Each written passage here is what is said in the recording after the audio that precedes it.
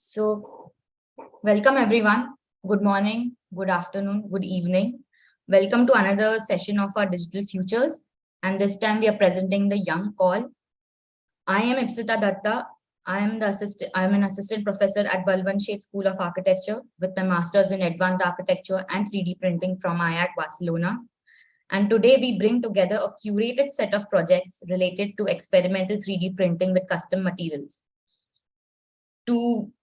Before we begin with the presentations, we just want to help engage in an interesting discussion. Post the presentations, we also have Yomna Abdallah.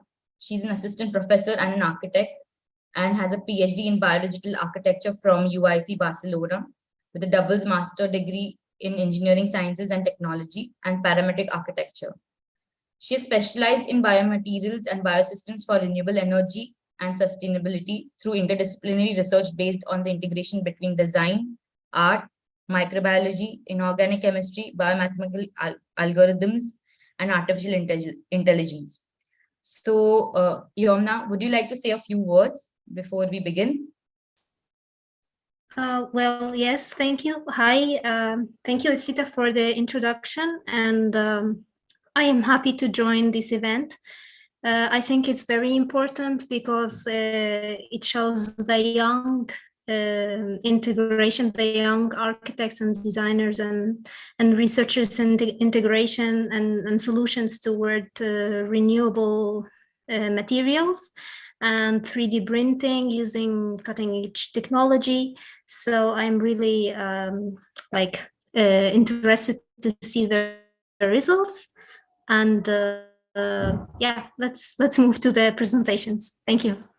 So yeah, as we see on the screen, thank you so much, Yomna. And I think once we see the presentations, we are going to have a very debating discussion about this. So as we see the content, so now we are moving to part 2 of the presentations. And let me stop my screen sharing. So yeah, first up is Chhavi. She has obtained her Masters of Architecture and Urbanism Design Research Laboratory from Architectural Association. Her education, research, and work embrace the use of technology and are focused on experimental design. She sees computational design and digital fabrication as opportunities to create new aesthetic languages for our environment across various scales. Chhavi is currently working at ZHA and specializes in conceptualization, modeling, and fabricating complex three-dimensional geometry for built and conceptual architecture. So Chhavi, you're up. Let's begin. Thank you for the introduction. Can you see my screen? Yes. So hello everyone, my name is Chhavi Mehta. Originally from New Delhi, I came to the UK 10 years ago to do my undergrad at the University of Bath. After which I went to Oxford Brookes University to do a master's in advanced architectural design. And this is where my interest in prototyping and material behavior began. I started by working with acrylic and exploring its material behavior and the ways in which it reacts to heat. I then experimented with latex and the different ways of reinforcing it. And finally with copper tubes by patinating and etching them and activating it with dry ice. After working in London for a few years, I went to the Architectural Association and start at the Design Research Laboratory and started exploring with digital fabrication tools such as hot wire cutting with a robot and 3D printing on fabric, which I will present now. I am currently working at Zaha Hadid Architects, and the experiments I'm presenting today were done as a part of Patrick Schumacher's studio at the DRL. So I'll start by talking about the process. A less elastic material like PLA is 3D printed on top of an elastic pre-stretched fabric held in tension. Once the tension is released, the structure finds a balanced state between the tension and compression forces, thus transforming into a 3D structure. This self-forming process leads to structures that are stable and allows for a more integrated design process that takes into consideration the material and structural constraints. Through prototyping, I realized that there are several parameters that have an effect on the output. This includes the type of fabric, the pattern of the 3D print, as well as its thickness and 3D printer settings. So I started by testing the stretchability of different fabrics and chose a few of the thinnest and most elastic ones to print on.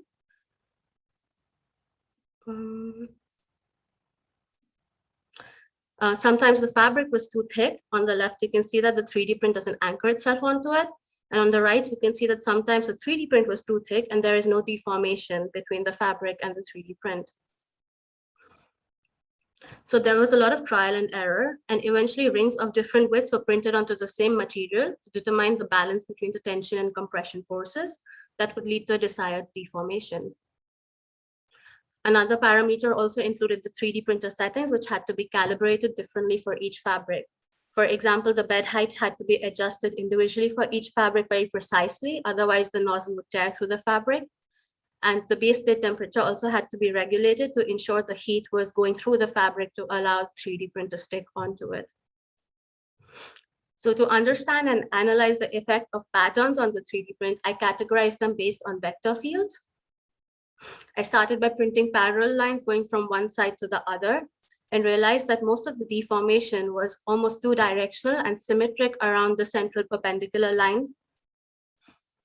Then I introduced a negative charge into this vector field, and this resulted in a dip formation at the point of the negative charge.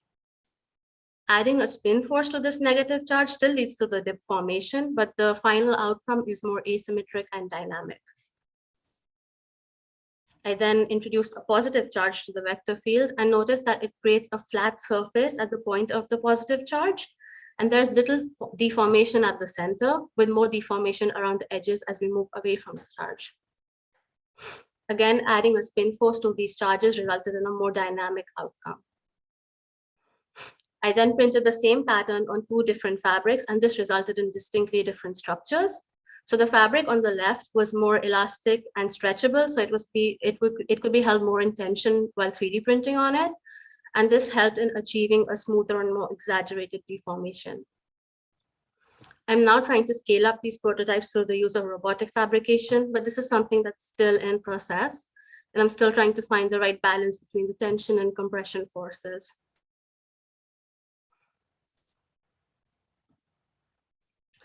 These prototypes can then be used as a way to create collective semi-immersive environments for mixed reality situations. They can be seen as dynamic structures which can be held flat against the ceiling during a less immersive scenario, and then tension can be released to deploy a three-dimensional structure, which provides surfaces for projection and creates a semi-immersive scenario. I'm sure you've noticed that the process is both prototypical and generative. The designer never really has absolute control on the outcome, but instead has to deploy control over to the process and the parameters. You cannot predetermine the outcome, but you can kind of manipulate it to understand to some extent by understanding the process and the intricacies of the parameters. This is still an ongoing research, and it aims to change our stance on 3D printing. 3D printing on its own is sometimes viewed as a way of materializing a predetermined design or prototype.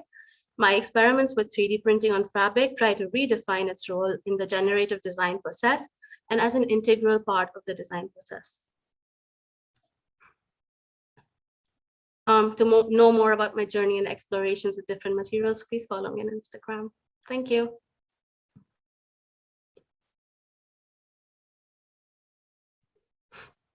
Thank you, Chhavi. It was really interesting. I do have a lot of questions, and I think we'll take some of that at the end. Before we move on to our next presenter, I just wanted to inform our viewers on YouTube. You can please drop questions on the chat, and we will try to put across the questions to our panelists and get some answers on it. So next up, it's Paul and Garrett. So Paul and Garrett, they have the studio called Sutherlin Santo. It's a research-driven design workshop operated by Garrett and Paul Sutherlin Santo.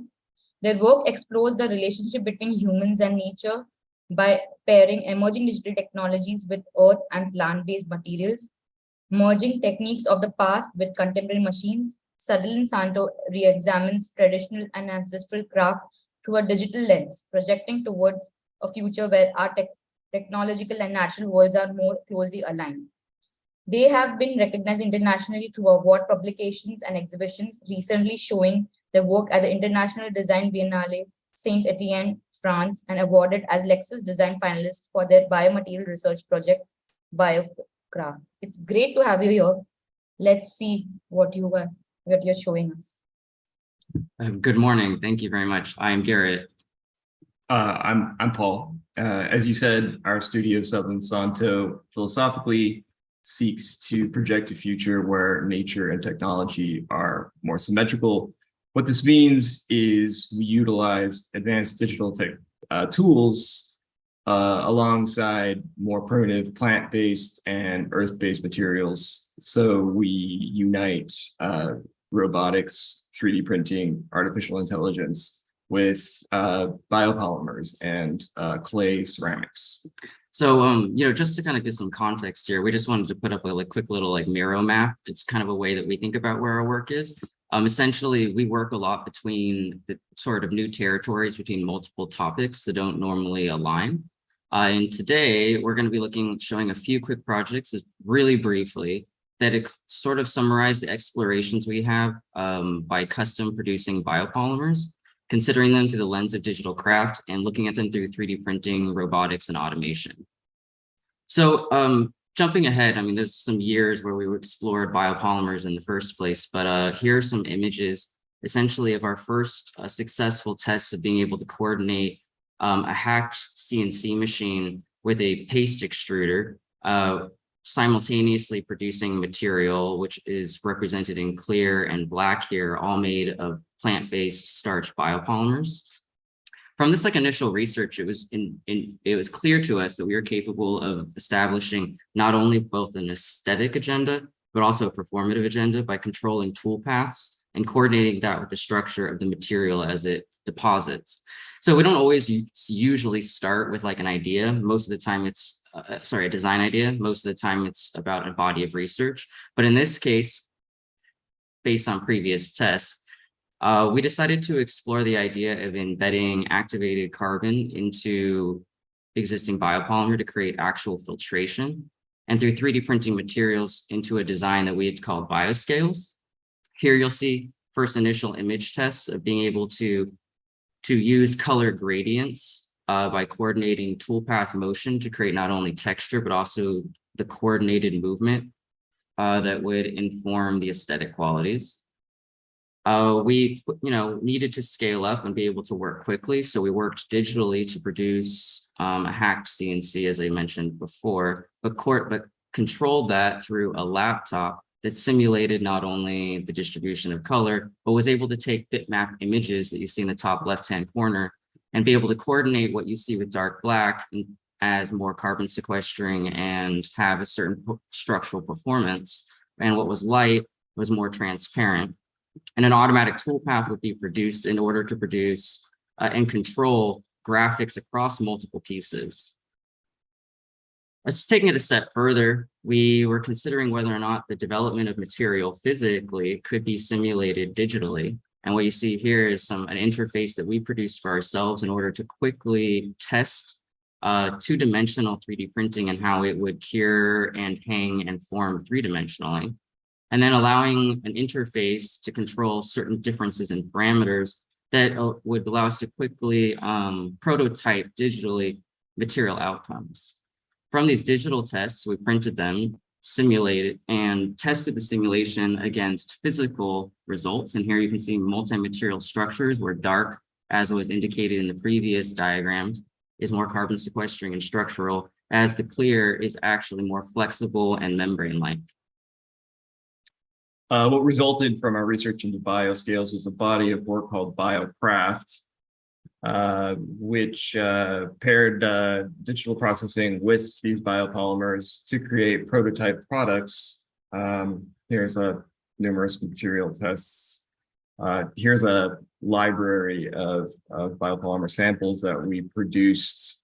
You can see minute changes in the polymer itself can create a wide array of different material outcomes, all of which were applied to produce, these are different material, a prototype stool we called carbon stool, which had the ability to capture carbon. We also utilized artificial intelligence to create a highly articulated surface for the seat, which is better for carbon capture. You can see an example of this here. And explore the relationship between the motion of the toolpath and what could be digitally simulated and through our material. And here's some material outcomes and the relationship between seat pressure maps and the AI output in 3D printing, the final outcome that we have here. And then quickly, just to end, we also produced a series of wall tiles, and most recently explored how toolpaths could allow for multi-material ceramics overlaid with biopolymer composites to produce a carbon sequestering biopolymer skin over a different multi-material skeleton. So thank you very much.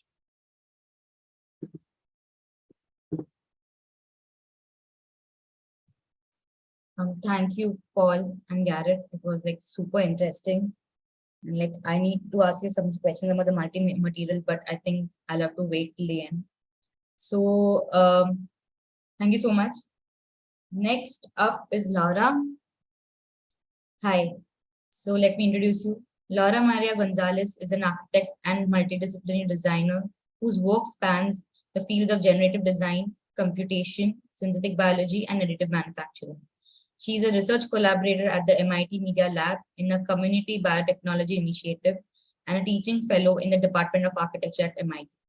Her current work leverages emerging technologies in computation and synthetic biology to design and fabricate living materials that address the environmental impact of the building sector by fostering a dialogue between humans and microorganisms.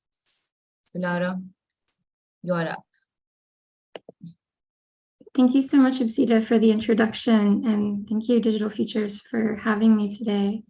So as mentioned, hi, everyone. My name is Laura Maria Gonzalez.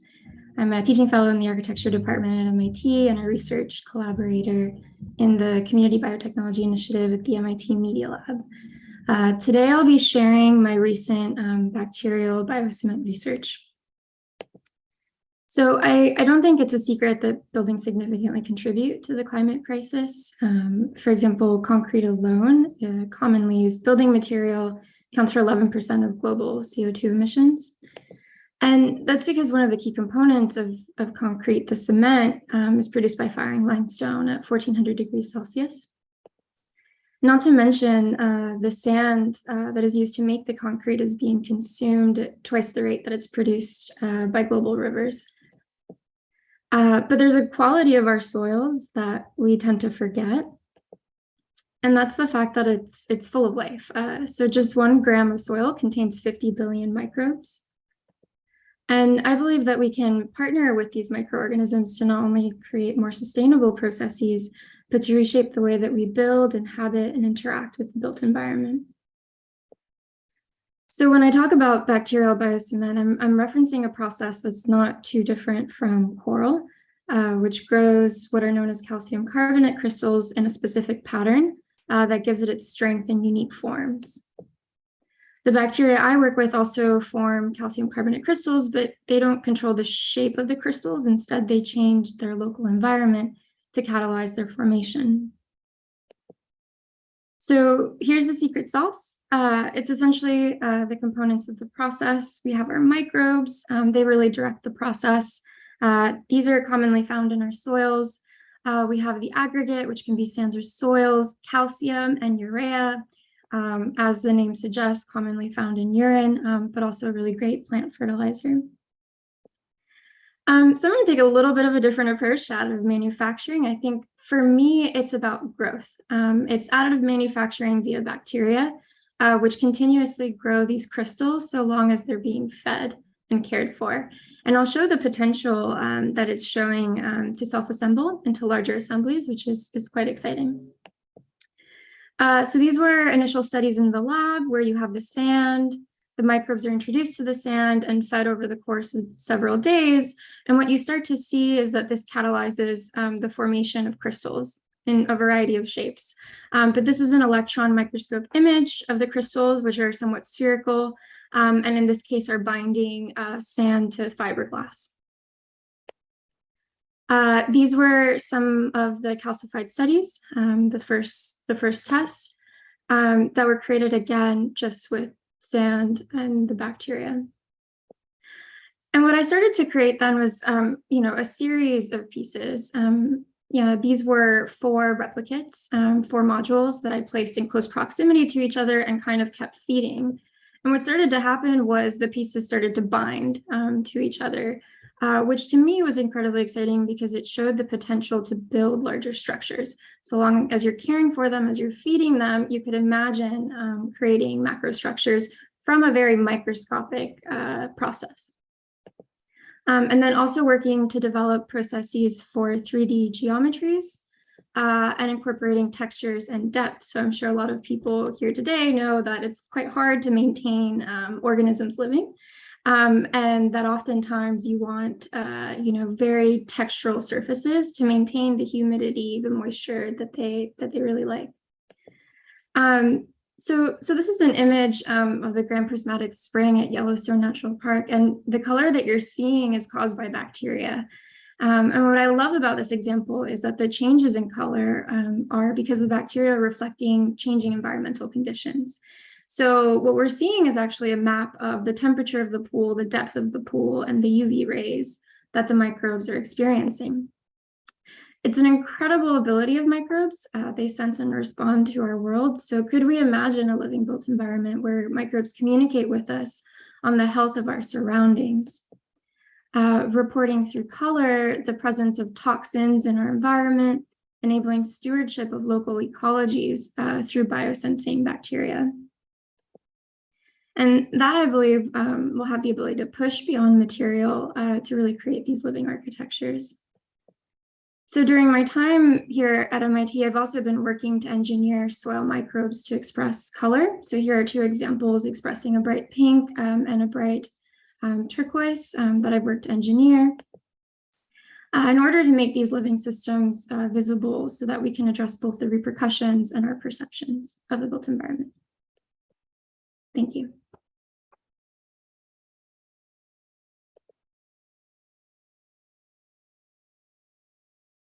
Thank you so much, Laura. It was a very different take, and means, yeah, I'm still digesting it. So I think let's move on to Daria and Maximilian. So let me introduce both of you.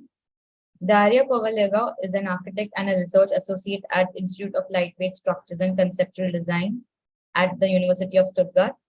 After graduation in 2009, she worked as an architect in various architectural practices and joined the Institute's team in 2014. In her work, she's focusing on structural design and sustainable production methods, particularly on zero-waste formwork systems for geometrically complex concrete structures. She also teaches at the Institute various design studios and seminars exploring architectural potential of such techniques. Maximilian Nistler is a research assistant at the Institute for Control Engineering of Machine Tools and Manufacturing Units at the University of Stuttgart. Since his graduation in mechanical engineering in 2020, he's working in the field of additive manufacturing in the context of construction, sustainability, and circular economy. In his research, he deals with the challenges of controlling large-scale 3D printers for the fabrication of water-soluble sandform works and combining path planning for inkjet printing heads with the latest CNC technology. So, Daria, Maximilian, the floor is yours.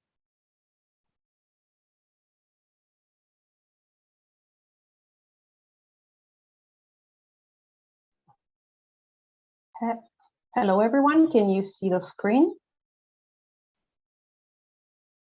Yes, we can see. Okay, perfect. Okay, so thank you for a kind introduction and for having us here today. And we're looking forward to share our work on 3D printing on water-soluble sand formwork for lightweight concrete structures. I'm an architect and Maximilian is a mechanical engineer. So we both work at the University of Stuttgart. I'm working at the Institute for Lightweight Structures, and I'm focusing on the sustainable production methods and that are in the intersection of the structural design, the digital fabrication, and the material science. And the Maximilian is working at the Institute for Control Engineering, and he's focusing on the additive manufacturing methods in the context of construction sustainability and circular economy. So we started to work together on our previous project that investigated how structural principles of load-bearing biological tissues, such as functional gradation, can be implemented in concrete construction. And during the production of our architectural demonstrator, we realized that the potential of digital optimization methods can be way more further explored through the development of appropriate production tools. So we decided to focus on the development of the formwork system that would give us, from one side, the greatest design freedom, and at the same time comply with the principles of the circular economy, meaning avoiding any waste. And as the research progressed, so we moved from CNC milling of the frozen sand through the injection 3D printing of the frozen and the binder bound sand, and already to a fully functioning prototype of the 3D printing system that we will present in the next slides. So in this project, we are focusing on the water-soluble mixtures that are consisting of the granulates, such as primary resources as a silica sand, or secondary resources as quarry waste or concrete sand, and water-soluble binders. So both organic and inorganic binders can be used for this process, as they're working along the same principle. The binder envelopes the sand grains and when it's wetted, and then it hardens when it's heated and dried. And this process is reversible, and when the mixture is wetted again, then it can be dissolved. We then proceeded by transferring this process to the additive manufacturing, where wetting is done by an inkjet printing head, and drying is done afterwards by an infrared radiation of each layer. In this way, the formwork is printed layer by layer, then cleaned of excess sand and poured with concrete. And then after curing, it is washed off simply with water, and the material can be reused.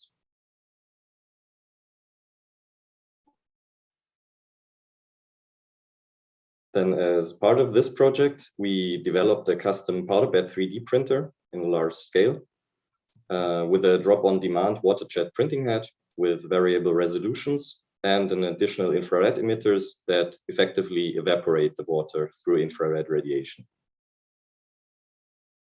So we have done first the tests on the small 3-dimensional porous concrete structures, where sand formwork was both used for inside and outside, so that no other formwork material is needed. And the 10mm thick layer of formwork is able to withstand the hydrostatic pressure of concrete and keep its shape throughout its hardening.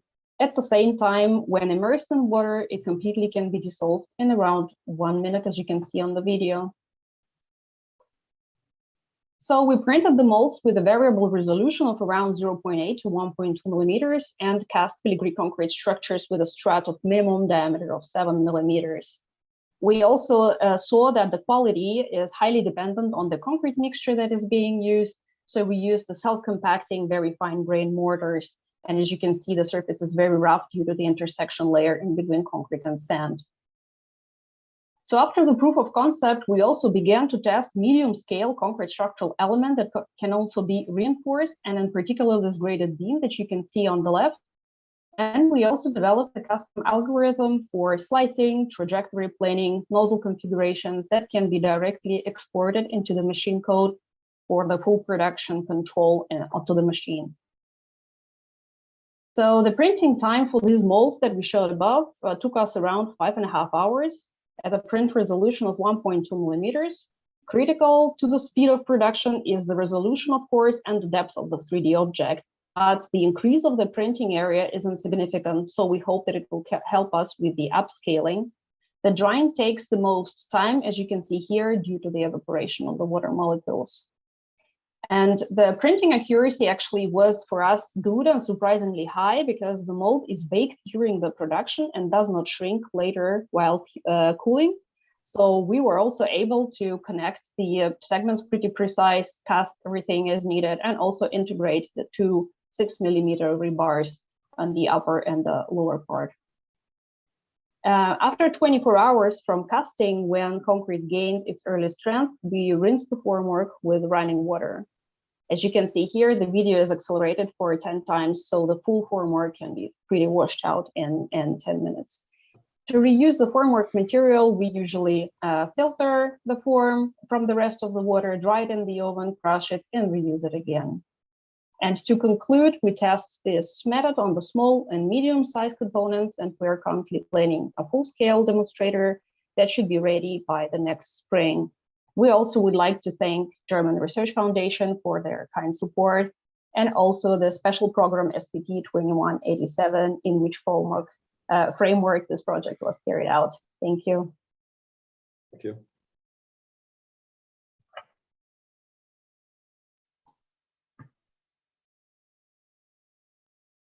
Thank you so much, Daria. Thank you so much, Max.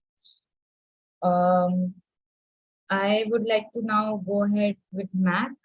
So, are you there? Yeah. So, Mac Van Dam is an interdisciplinary designer based in London, UK. He studied biointegrated design at the Bartlett School of Architecture, UCL, and has been a research member at the Living Architecture Systems Group at Waterloo University, Canada.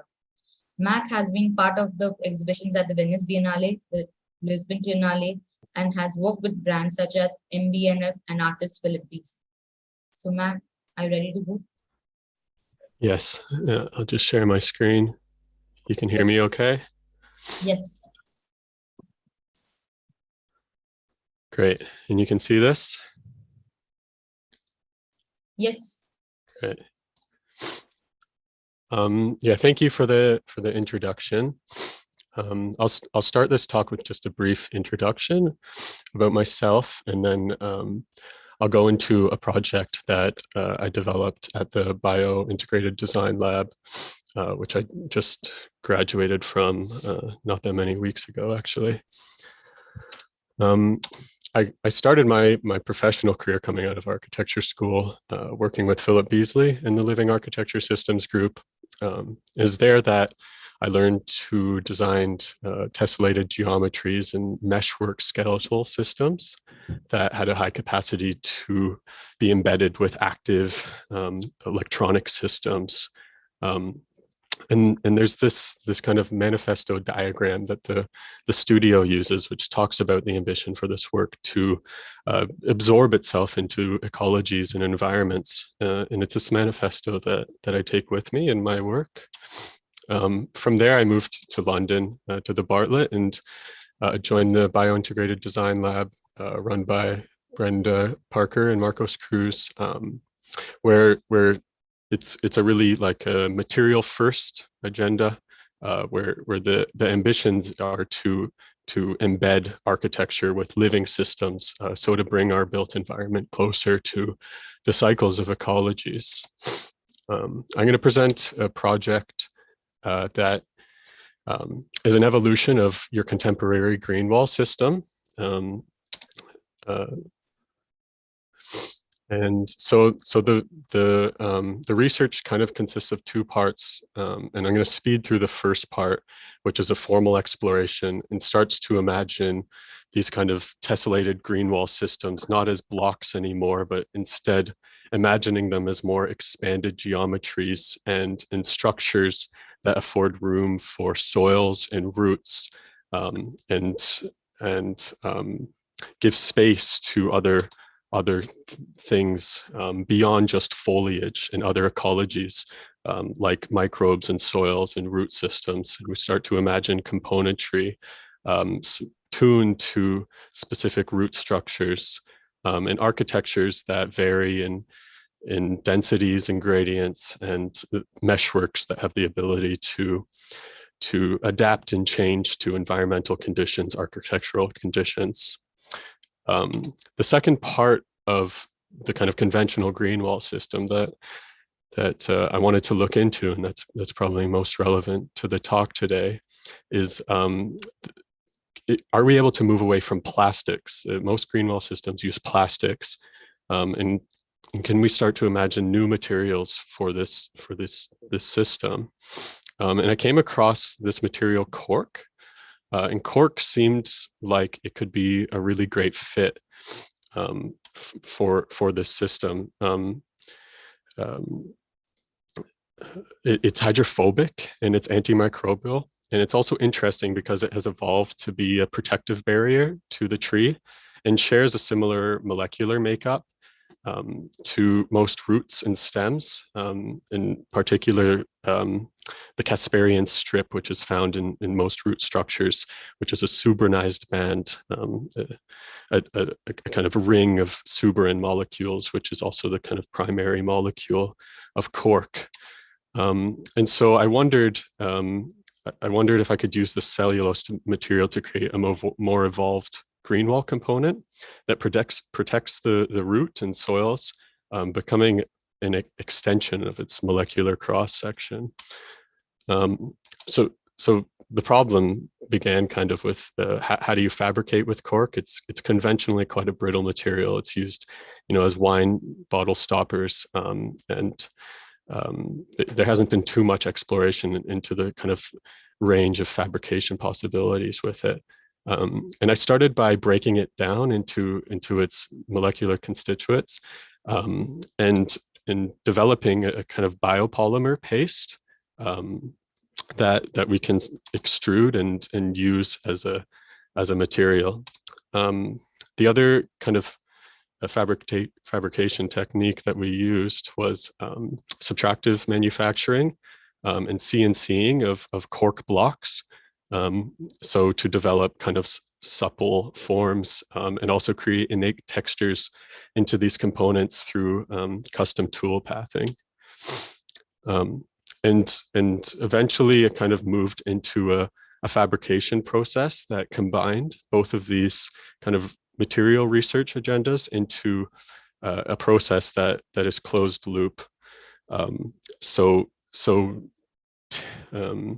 Milling out kind of the main body of these componentries and then collecting the powders and breaking these down into its molecular parts and separating out resins, and turning this into a bioplastic, which we extruded along these components, along their stress lines and stiffening them, and also creating kind of innate features, collecting water and the kind of result of this work is a series of kind of prototypes, and a kind of medium-sized system that I just installed at the the Lisbon Triennale, and it will be there until December. And that's all for me. Thank you. Thank you so much, Matt. It was really interesting. The modules are like, I have some questions. I think it's a common question for a few of you, but I think let's go ahead and so next up, thank you so much, Matt. So next up is Victoria. Hi, are you ready? So let me introduce you. Victoria Roznowski is passionate about computational design, biodegradable architecture, bio-based materials, and 3D printing. Currently, she's interning at Urban Reef. Here, she's developing algorithm-based designs, researching biomaterials, and fabricating prototypes. So simultaneously, she's pursuing her master's degree in architecture at Technical University in Berlin. She already holds a master's degree in biodigital architecture from ESASR, Barcelona, and a bachelor's degree in architecture from the Hafen City University, Hamburg. Victoria, let's begin. Yes, thank you very much for the kind introduction and for the opportunity to present our current work here. I'm Victoria Roznowski from Urban Reef, and we are a Rotterdam-based research studio that was founded in 2021. And our main mission is to bring wilderness and biodiversity back to our cities. We see the whole city as a living reef, so potential habitat for all living organisms, not only exclusively for humans. And we design opportunities for spontaneous natural growth.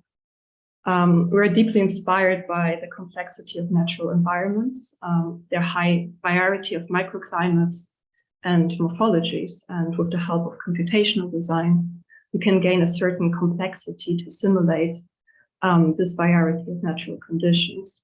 So we are using a combination of algorithms that simulate, for example, differential growth, the behavior of wet wool or minimal surfaces and combine them all together. And we're translating our digital models with the help of 3D printers into the real world.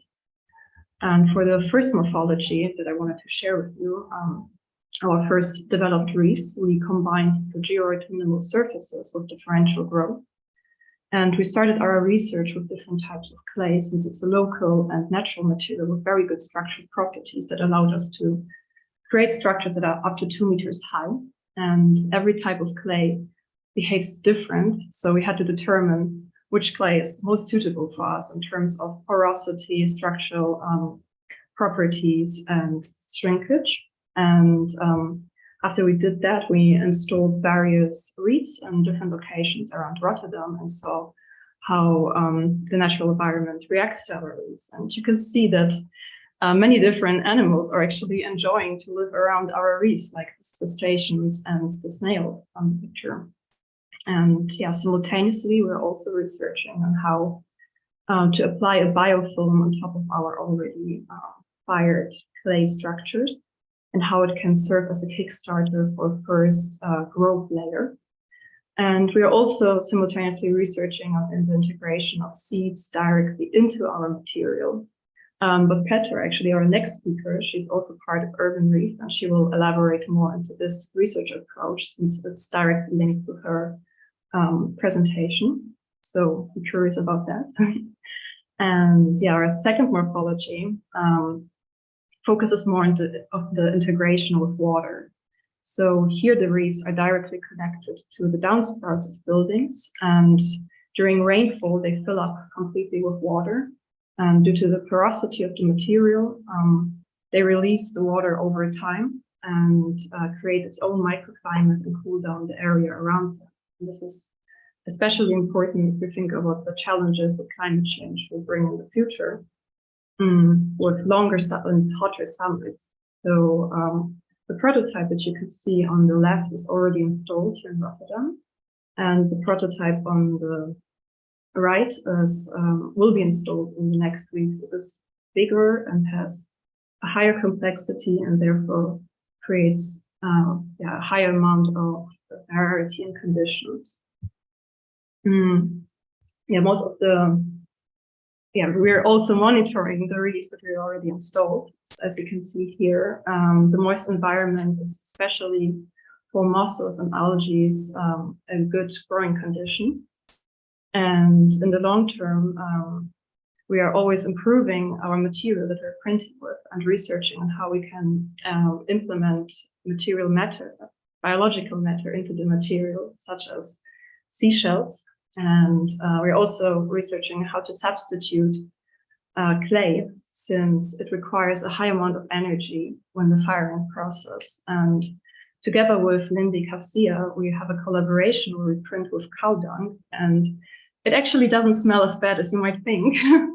And in this research, we are 3D printing with cow dung completely without using clay. And with Studio Yomna, we are printing with a mixture of cellulose and calcium.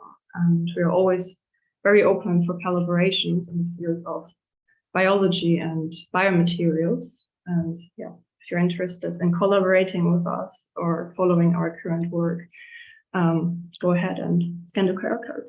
Thank you very much.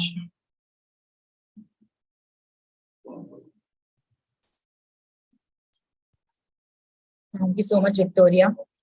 I have some questions about how you did the cow dung, like how you made the smell lesser, because in India we have a lot of them, and we're actually proposing this. So I'll ask you a question about it when we are during our discussion.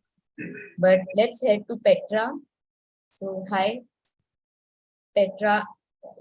So if I don't know, excuse me if I'm spelling your surname wrong. Petra Sochůrková, Adam Varga, Hugo Fekar, and Jan Novák. They are the part of the A3 Studio Prague. Their diverse interests in different grounds such as applied art, digital art, biology, and technology allow them to blend the borders among these territories in order to research and explore future eco-oriented scenarios. They're mainly focused on computational design, material research, digital fabrication, and implications of these fields on everyday life. So yeah, Petra, you and your team can go ahead. Thank you.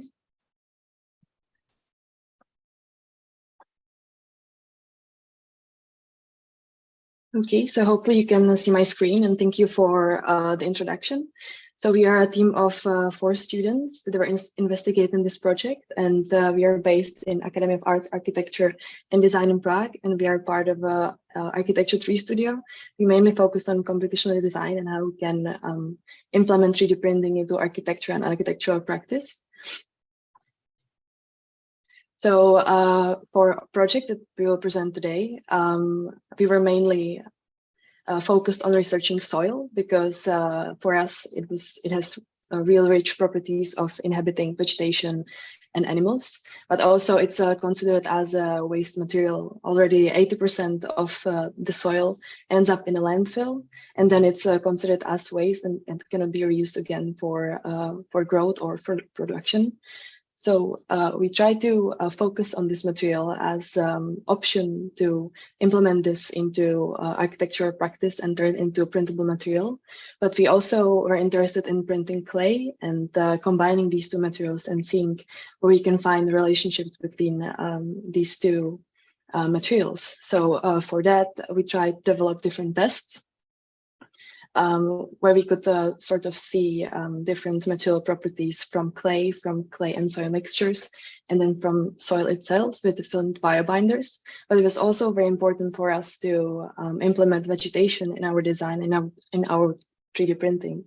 So we also consulted this project with botanists. So we also create properties for 3D printing that will benefit us for the technology that we wanted to use, but it also should contain a lot of properties for the vegetation, so the growth can thrive in the material that we are trying to develop.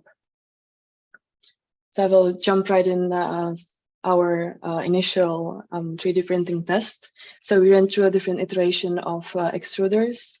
We went through several custom-made extruders where we basically try to determine the boundaries of the material and what it can do. Then we switched also to another extruder that would allow us to have more fluent 3D printed path and also to print us more volume. We tested with different textures, with different overhangs and infills. We tested also different biobinders, so we could see how the material acts afterwards, whether it can host fungi, mold, or vegetation, if it cracks afterward. We also wanted to completely exclude the process of the firing, so we were focused on the shrinkage afterwards. So how can we make a material that wouldn't shrink so much after the printing without firing that? And in the end, we also tried a lot of material tests with including seeds already and filling the prints with another wasted soil that was left from the process, because for the 3D printing, we always had to use very fine soil, and the rest was again like residual soil. So we use it as infill for the overhanged parts. And this is a showcase of some of the growth. The first picture is after a few days after the printing, and the second one is, I think it was 2 weeks in the exhibition where the grass completely overtook the print. So afterwards, because we also tried to find a relationship between these 2 materials, we moved to multi-material printing, and we tried a lot of tests with 2 robotic arms, and we want to explore how the materials actually connect to each other and how the interconnection is for the material. But then we also want to be able to know if we can upscale that, and we imagined that we could create habitats from these materials that in which could humans and vegetation co-live together. And we also wanted to create this symbiosis between vegetation and the structure itself, and use actually roots of the plants as binders for the whole structure to hold together. So the roots wouldn't be considered as pests anymore, as a disadvantage, but we also actually wanted to benefit from them. And for that, we also developed the system of different toolpaths. So we will be able to print the clay material and the soil material at the same time. And this is a showcase of the process. So there's the robotic arms are sort of shifting between the different materials and creating this combination. And we're also filling some parts with the soil. This is a showcase of the growth because we also not only implemented the seeds in the mixture, but we also designed the parts as an ecosystem in which the growth could thrive. So we designed pockets and capsules for more space for the vegetation. And this should be 1, 2, 3 model of the bigger structure that we try to imagine for the habitats. And this is a final picture for this project. It was after like 3 weeks after printing, and we wanted to see whether the plants actually like our mixtures. So I was really enthusiastic about this project. So I'm actually continuing this research for my thesis, but I'm also now interning at Urban Reef, as Vicky was saying before in her presentation. And we're working with a very similar material. There is a lot of waste dredge from the rivers. And we got some testing materials from the municipality to try to actually create a printable material with that. And this research is also more focused on like bioreceptivity and on the diversity of the plants that we can include in those mixtures. For example, mosses, algae, and other higher plants. So we focus on a diversity of what we can implement already. And we're on very beginning with this research. This is our first few hand tests with a smaller scale syringe to see whether the material is printable. But it has very similar properties as the soil material. So it was very interesting to explore that. And this is a picture of a growth of day 2 and day 7. And this is a video and picture from yesterday as the growth continues and the roots are also binding the structure together. And also for the mosses and smaller vegetation, these are a few magnified pictures that are showcasing that there is also already some moss growth after a week of growth. So thank you for the time, and we're happy to be in the conversation afterwards. Also, my team will join for the conversation in the end. Thank you so much, Petra.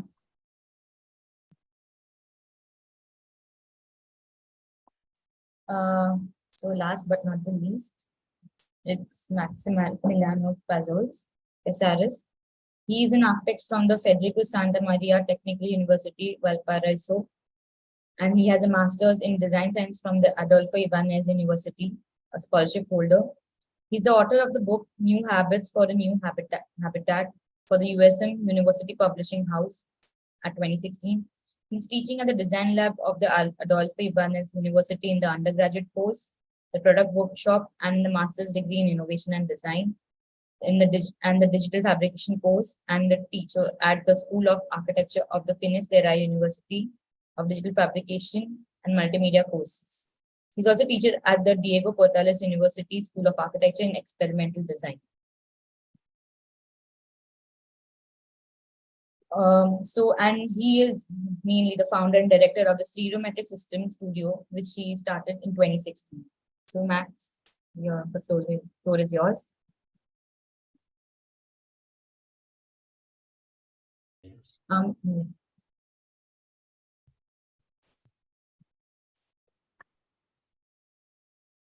Okay, you're seeing my screen? Yes. Yes. Yes. Just 1 minute. I need to see. Sorry.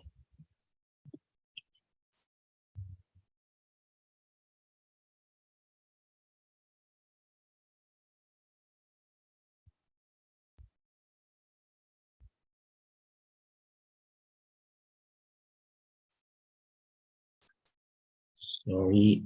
Okay, I go. Well, hello everyone. Sorry for my English. Is it not the best? I am Max Pazols, a Chilean architect. I am in the process of development because a few months ago I began to investigate 3D printing of Earth for architectural scale within the framework of the master program of the University Adolfo Ibáñez at the Design Lab. The work presented before are really incredible. What I'm going to show you is the beginning of an investigation that is still incipient and with a lot to develop. Just yesterday I presented this video. I apologize because I did not have the opportunity to put it, so I will advance it to get directly to what I'm interested in showing you.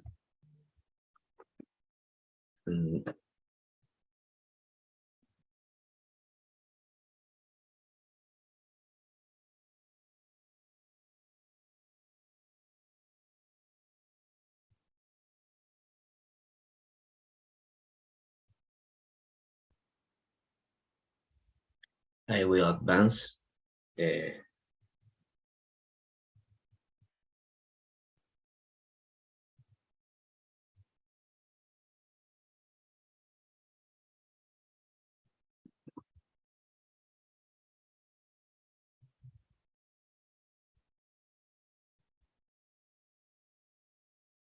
The process of characterization of Earth for understand how to work it.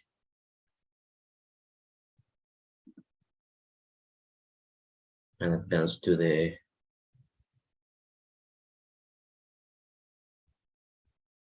.3D printing.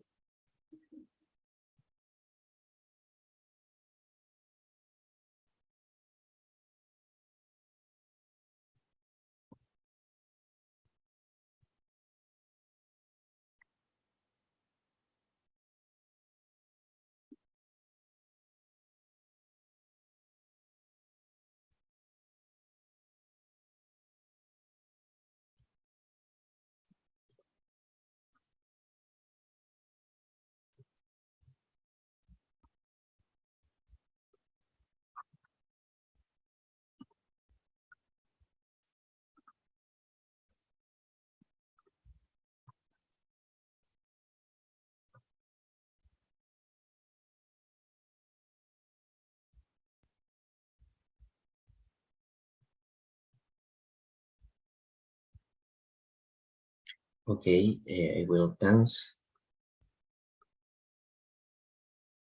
This is the process of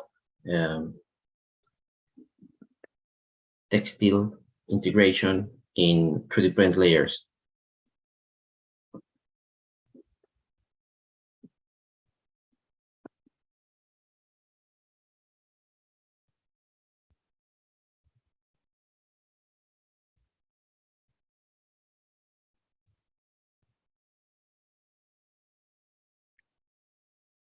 This is the last small prototype with the fibers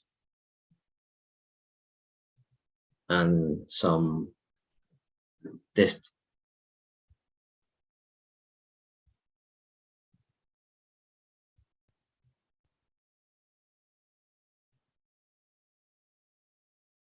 Okay, I will continue. Sorry for the long video. Okay, Chile is a seismic and developing country. Each earthquake claims multiple human lives, mainly due to the collapse of structures built with earth in the region. There are many constructions on earth, mainly in adobe, which are blocks of raw earth with short vegetable fibers.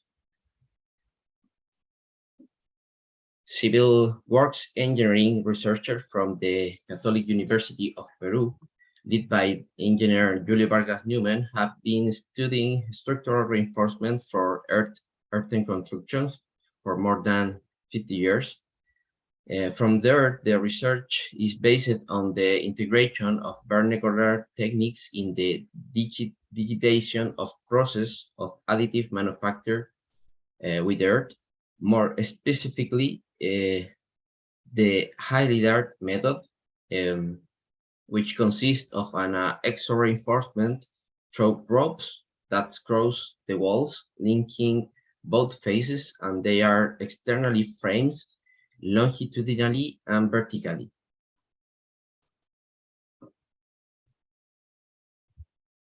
After an extensive review and characterization of reference on printed architecture to need to study mixed material system for additive manufacture that integrate materials as reinforcement is identified,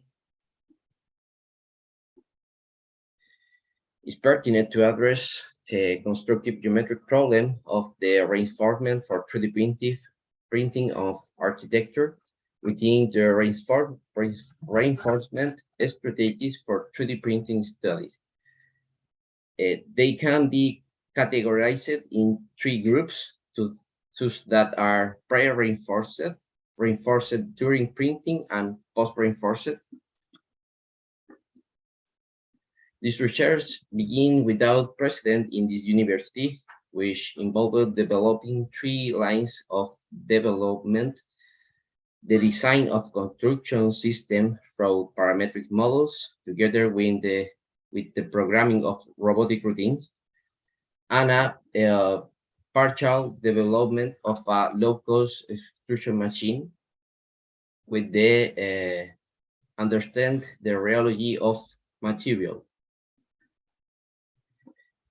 The development of digital models has focused mainly on the simulation of robotic routines and feasible construction sequence with structurally stable printable geometries in width phase. In addition, the application of topological optimization tools for reinforcement structures has been explored. Are some catalogs of print patterns and info identifications. And this one are some diagrams of regular patterns for string waving. And some diagrams of a sequence of construction routine. Some these are sequence diagram and string lattice pattern. The prototype began with a soil characterization process in order to understanding the proportion of particles and stabilize them with the addition of the necessary granulometry to achieve the viscosity that the extrusion system should support.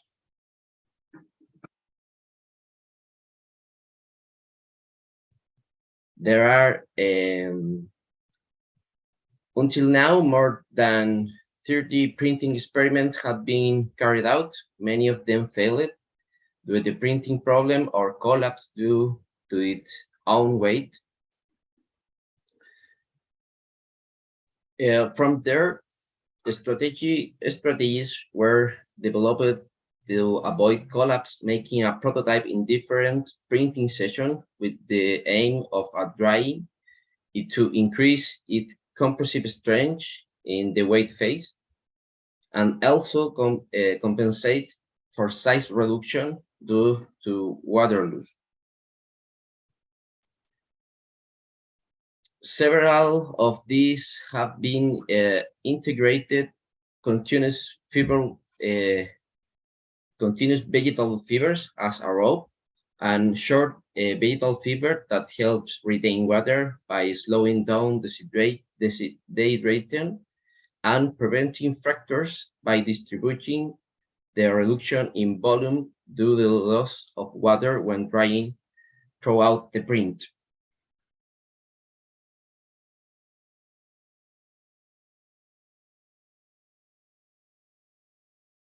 These are some problems for rheology of the material. when I integrate the short fiber vegetal.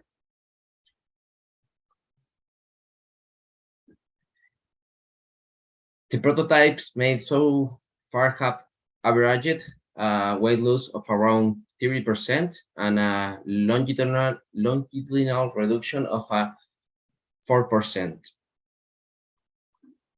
In some tests of real-time specimen with soil, the samples with rope reinforcement showed a 34 increase in bending over the non-reinforced one. The last line of development and in progress is the design of manufacturing of a low-cost extruder that begin with the professors Felix Raspal and Juan Cristobal Carich, based on a tool for grinding corn for food. Really low cost. This is the old version currently. I'm in now developing of a new version with a cylindrical cover. And these are some printing exercise with the adapted and developable extrusion system. Thanks for listening to me and sorry for my very bad English.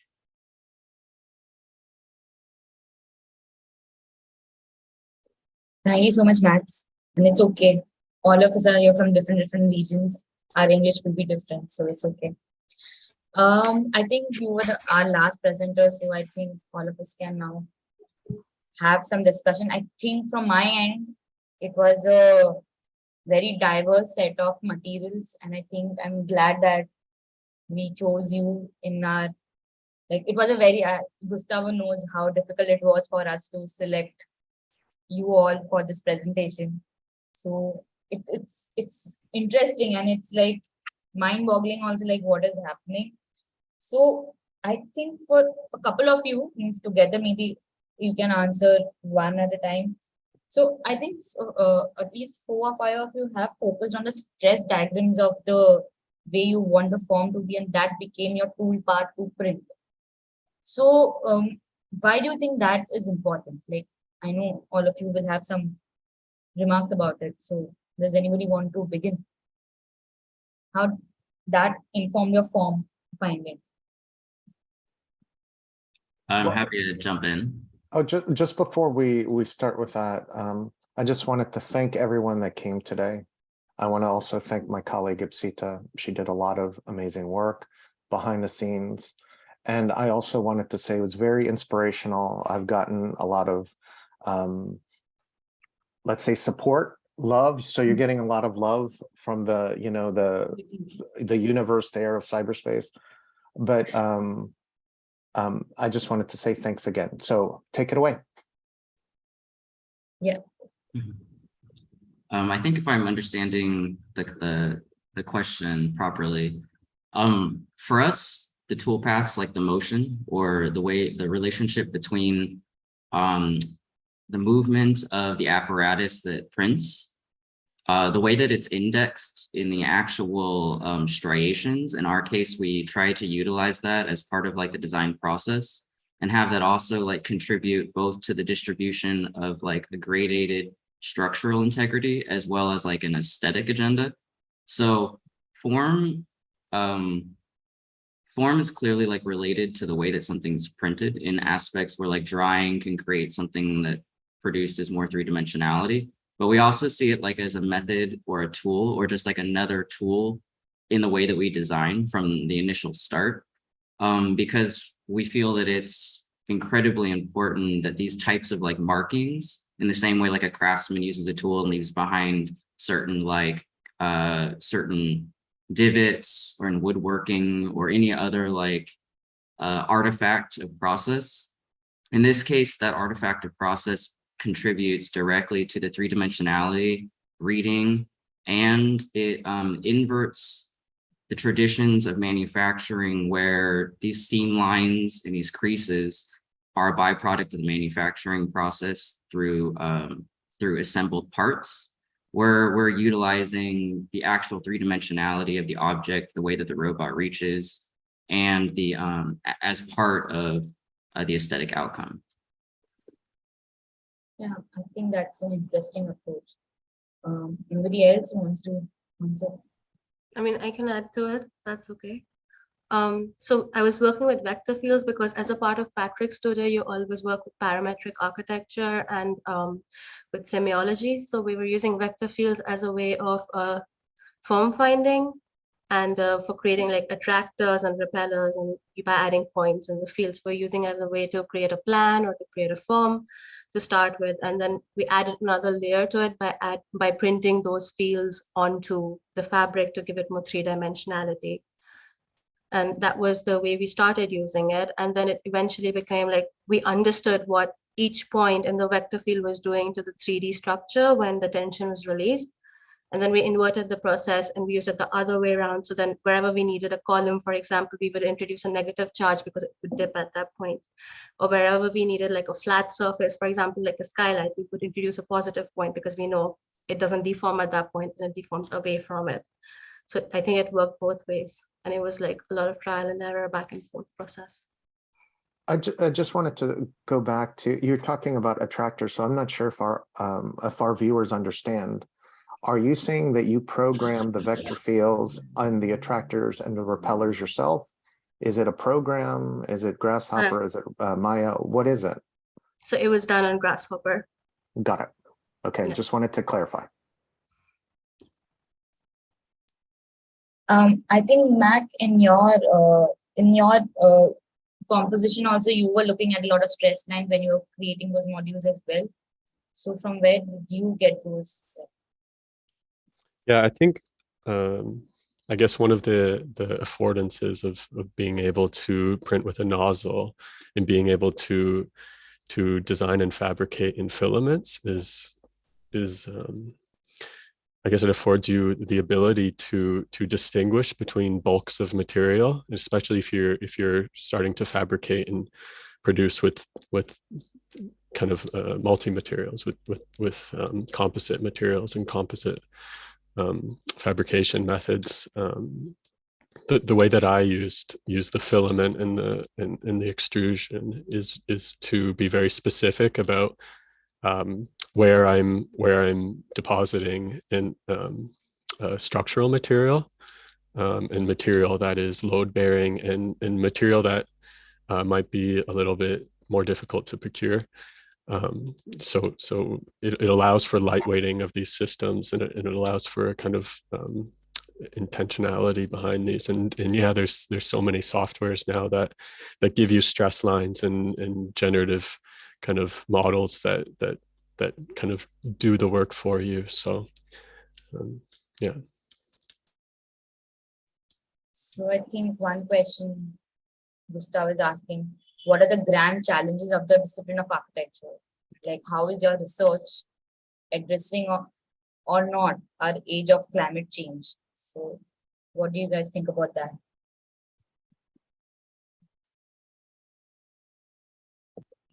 So I'll give a response there. I think for me, like, technology plays a central role in thinking about the discipline of architecture in relation to climate change. But I think when working with living systems, it's also about creating empathy. I think what I've discovered through the process is, for me, form finding, just going back to your question, is about what do the microbes want? They want maximum surface area, minimum volume. They love oxygen. You have to think about the fluid flow.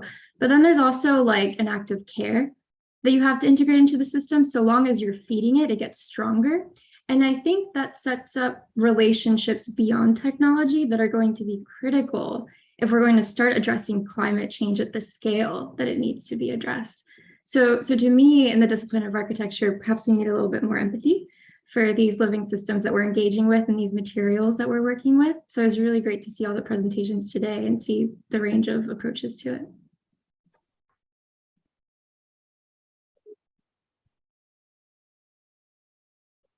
I can also add to that from the perspective of concrete research.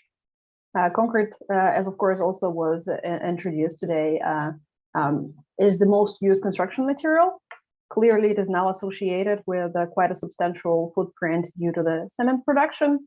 And what we also observe by the estimates of the experts, so only the cumulative effort of the different measures could contribute to the decarbonization of the construction. So when we work with the concrete structures, we also look into the different scales. So one option would be to optimize the mixtures themselves, but that at least not the least important thing is optimize the structure itself. So what we observed throughout the end of the 20th century and the beginning of 21st century, that the resources were so cheap that there was no kind of stimulation to create lightweight structures. So lightweight structures kind of were in the decay by the end of the 20th century. So what we are now trying to do is to reintroduce them through digital fabrication, and not just like make it work, but really thinking what will work, and really more focus on the development of the production technologies, because we also see that through them also more design potential can be unveiled, so that they don't just help to produce what we could do, but they also could enable us to do new types of structural typologies or save even more resources, just because the way how the production is set up or which materials are used for production. That would be perspective from I think I have an input about this specific process of that production becomes not more only a digital production and becomes a merge, and allow me to mix between you, Daria, and Laura. And also for Paul and Garrett, I have also some questions that are mainly based about my concern of microbiology and chemistry. This is like what the first that I think about, sorry. The reactions is a big question for me, or like a provoking point for me. So for example, Paul and Garrett, I found that your project is really very intriguing in terms of soft, or if you want to say soft biopolymers, or biopolymers that are state shifting, not shape shifting, because it comes from a soft something to a hard material. And then you mentioned that, okay, you integrate activated carbon and you do this with biopolymers, and like jumps in my mind what's happening between them. So did you check or are you curious about studying the reactions that would happen within the material itself, the carbon and the hosting biopolymer, the matrix, what kind of reinforcement you are using, or you can vary the reinforcement aspect, and then what happens with the whole thing, like the mixture, how does it interact or have a reaction with the atmosphere? So for example, also, and sorry that I am mixing between you and Laura also, because yeah, I think this will enrich the idea about the reactions. For Laura, I'm sorry that I didn't catch everything. I have cutouts because of the internet, but I found also your project about biomineralization, allow me to say biomineralization by bacteria and calcium carbonate. And I found this very intriguing, but also becomes in my mind that you are using soil. And this comes to me, okay, is it a mixed culture? Do you do isolation? What are your bacterial strains? And then you mentioned also different colors. So I think this have to do with the metabolism process of bacteria and the sensitivity of the media and the chemotaxis process. So all these, I think, are more credible and adds more validity to the type of research that you are doing and the type of product. And I think this is the only difference, or the only missing step, or the only one step more to go in order to move your projects from a research mini scale or pilot scale project to something that can be mass produced, or something that can be applied on multiple scales. So maybe Paul and Garrett and Laura, you can tell me about your ideas about this point. Yeah, that was a very complex question. I appreciate some of the things that you said. I think before diving into your question, because I feel like this is related, I want to kind of go back off to something that Laura mentioned, and I think that everyone experiences here, which is that a lot of like the questions or a lot of the research has to reach out beyond the bounds of what we traditionally see as design and architecture in order to like to understand the functionality of either the material, the technological processes. And a lot of times, like just finding answers to questions requires that we go to untraditional sources of information. But I think in addition to just like the ability or willingness to go into unknown territories and explore and fail and ask for help and ask for questions and outside of architecture, it's also about setting up a feedback system in your own methodology of working, where you find a way to check at each step and assess a concept of success. So a lot of times, like, this is briefly touching on your question. Have we checked, like, how do we deal with the type of material reactions that are happening?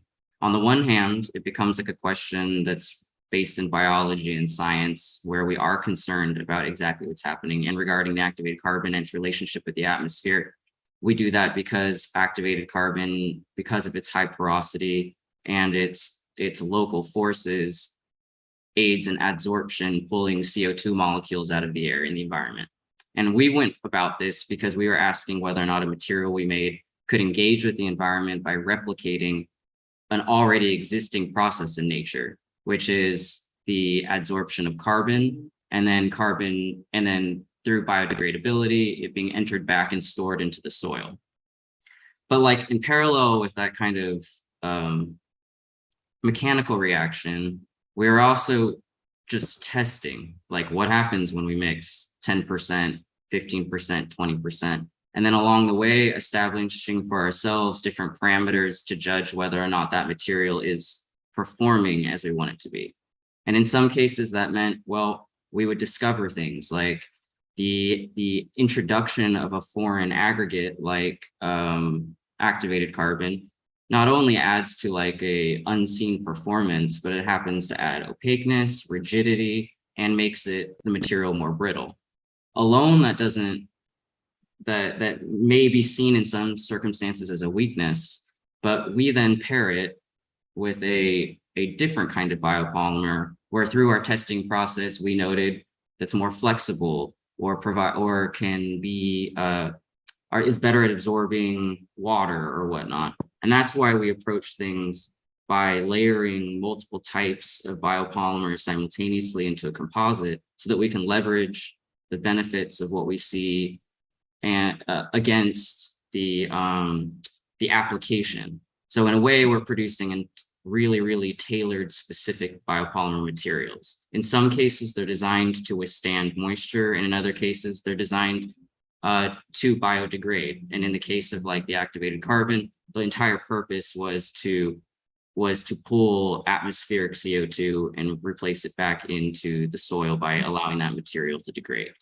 Well, I think you said it might be a point of weakness, but on contrary, I think it's a very interesting point of strength.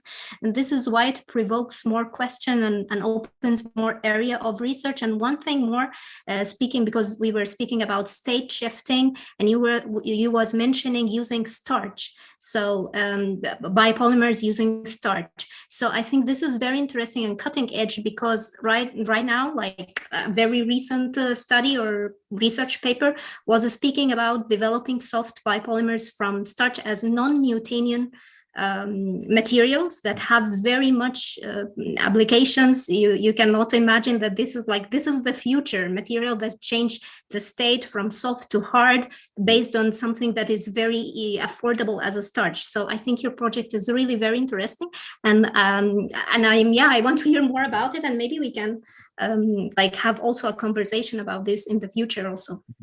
We'd be happy to. Thank you. And Laura, I am waiting to hear from you about the bacteria. Yeah, so many interesting conversations. I'm like, things are just kind of like crawling in my head. So yeah, I mean, I think you brought up a great few set of questions. To answer a couple. So, I think when we think about concrete, we think about structural optimization to reduce the amount of material, and that's incredibly important. I think another thing we need to think about, though, is the locality of the material that we're sourcing. if we're still shipping materials across the global, countries, it's inefficient, like that takes energy. So how can we use local soils? And to me, that's where my research is heading. So I think I mentioned, these microbes that I work with, they're commonly found in soils.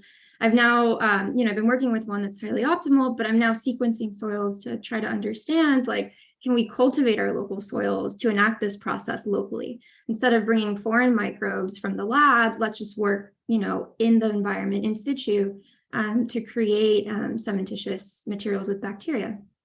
I think in terms of the changing state conversation and with the microbes that change color, I think that's a really important discussion to have as we move forward. So I work with synthetic biology, and I think there's a lot of cases where it has promise to help address some of our problems, but it comes with a lot of red flags as well. And we need to negotiate those as communities. What are we comfortable with doing? What are we comfortable with testing? Because as soon as we put something out into the environment, we don't control the boundaries anymore. It's outside of the lab. But I think the potential for me is could it afford us to create dialogues, to be able to see through color what's happening in our environments that are so invisible to us most of the time because they happen at a very microscopic scale. So I work in the Community Biotechnology Initiative to address that. How do we work with communities to think about incorporating synthetic biology to work more locally and to increase our dialogue with the natural world? Wow, okay, this is very interesting, and I think I got your point correct. I hope that you just not aim to do things in the laboratory separate from the community, and to develop an easy practice that can be adopted elsewhere. The only point that really provokes me about your project is the mixed culture thing, because soils, I mean, different types of soils, not only bacteria, if it's only bacteria, fine, but you can find different strains of filamentous fungi, algae. So for me, it's okay, what's going on in this circus, but it's a very interesting study. Thank you so much.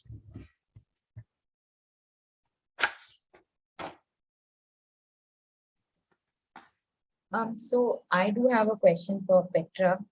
So while you were presenting, I was seeing that you use some kind of biobinders, and I saw the time picture of how the plants were growing into it. So what was the time period like? Was it happening while you were printing, or you planted those seeds late once the printing was done? And how did the print affect the growth?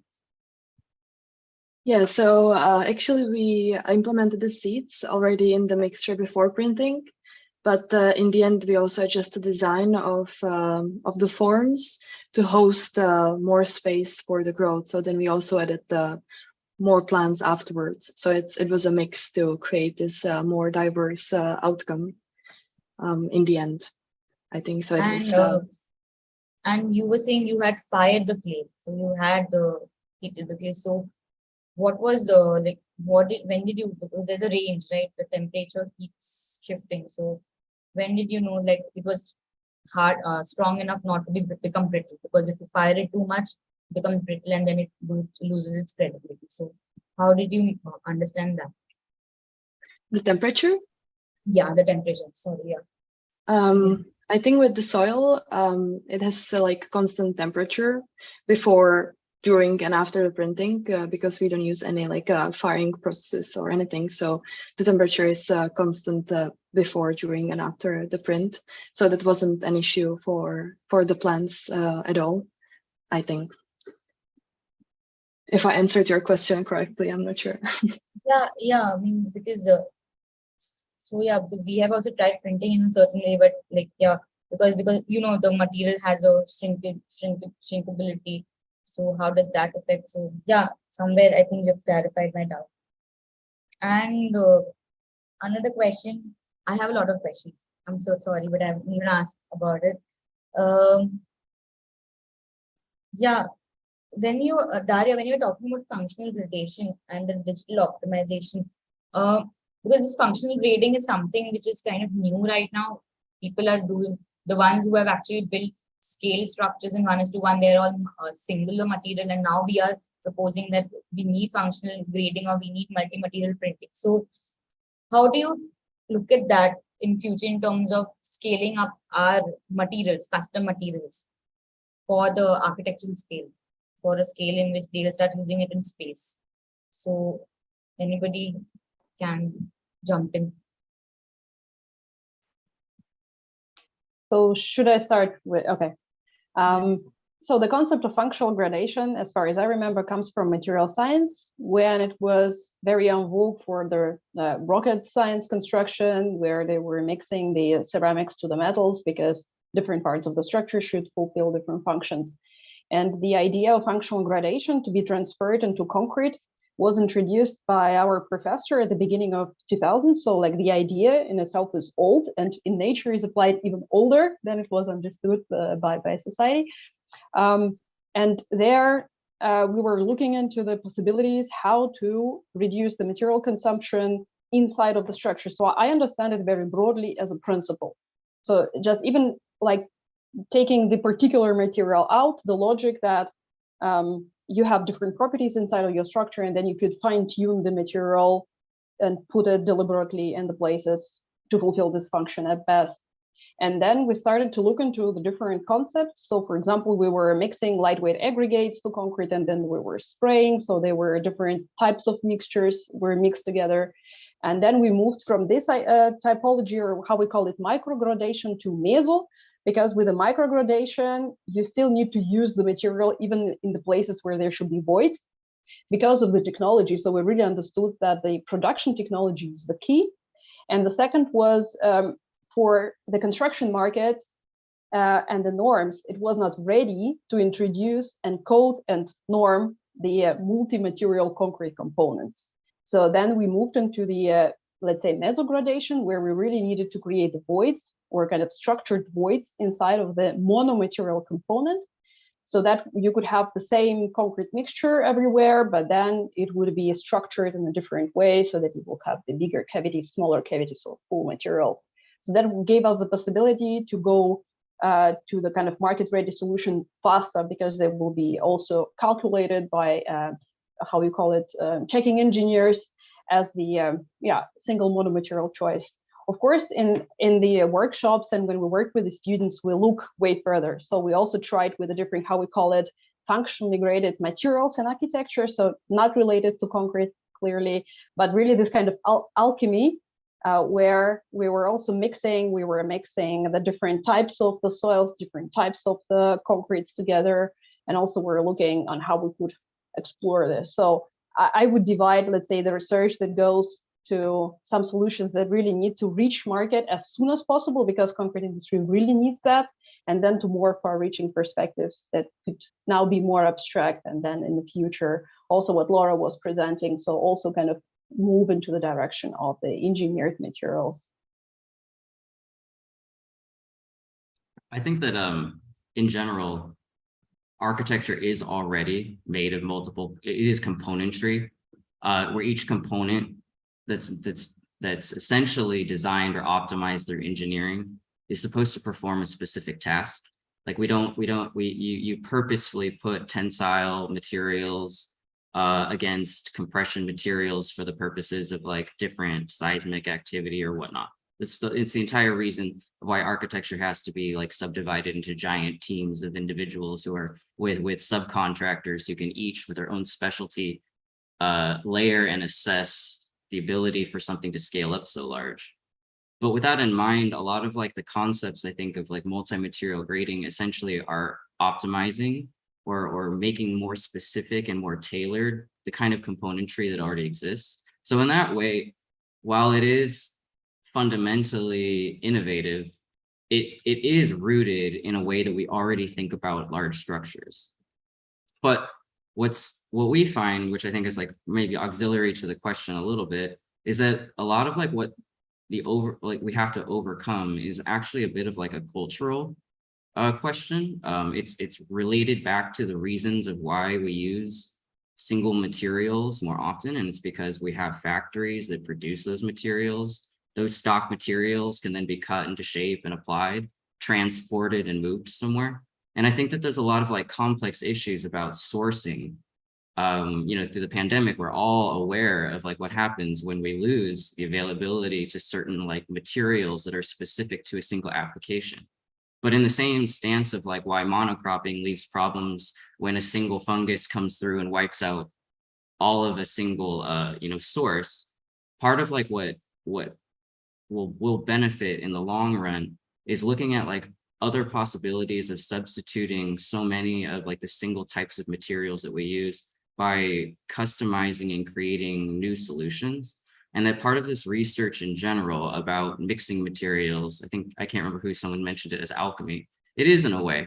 And that's a wonderful thing because it not only becomes more regionally specific to the material types that are available there, but it also has the side benefit of reducing the need to transport large components, which is incredibly wasteful in terms of both resources and its impact on the climate. But it also like opens up a more democratic view of how we produce materials and build buildings. And I think that while there are issues revolving around like the practicality of bringing like biology and materials that react with such variability that it makes mass manufacture difficult, a lot of it is actually the cultural support to invest in those infrastructures, and that the storytelling behind why and the possibilities of gradated materials from performance or aesthetics, I think for us has become apparent in the way that we communicate ideas, realizing that the way we talk about things, the platform and the possibilities for the future, where we reconsider some of the default methods of building, that actually opens up a lot of like financial support, which at the end of the day, unfortunately, building buildings is usually a bottom line question when at the end of when things have been engineered out and optimized. And I think that we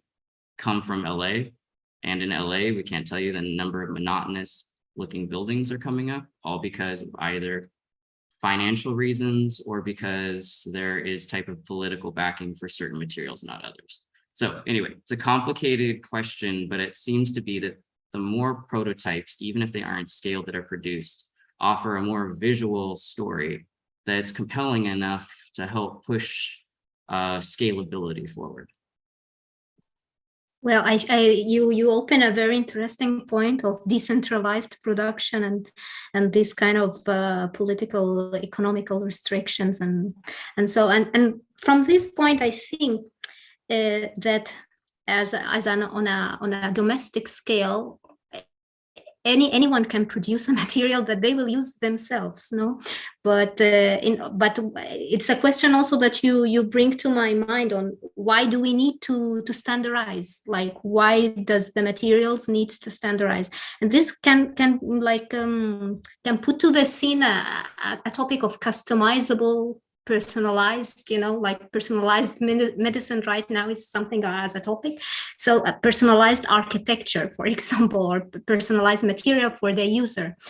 But in this case, I think the only obstacle really from a sustainability point of view is the know-how and the study, like the analysis of the material.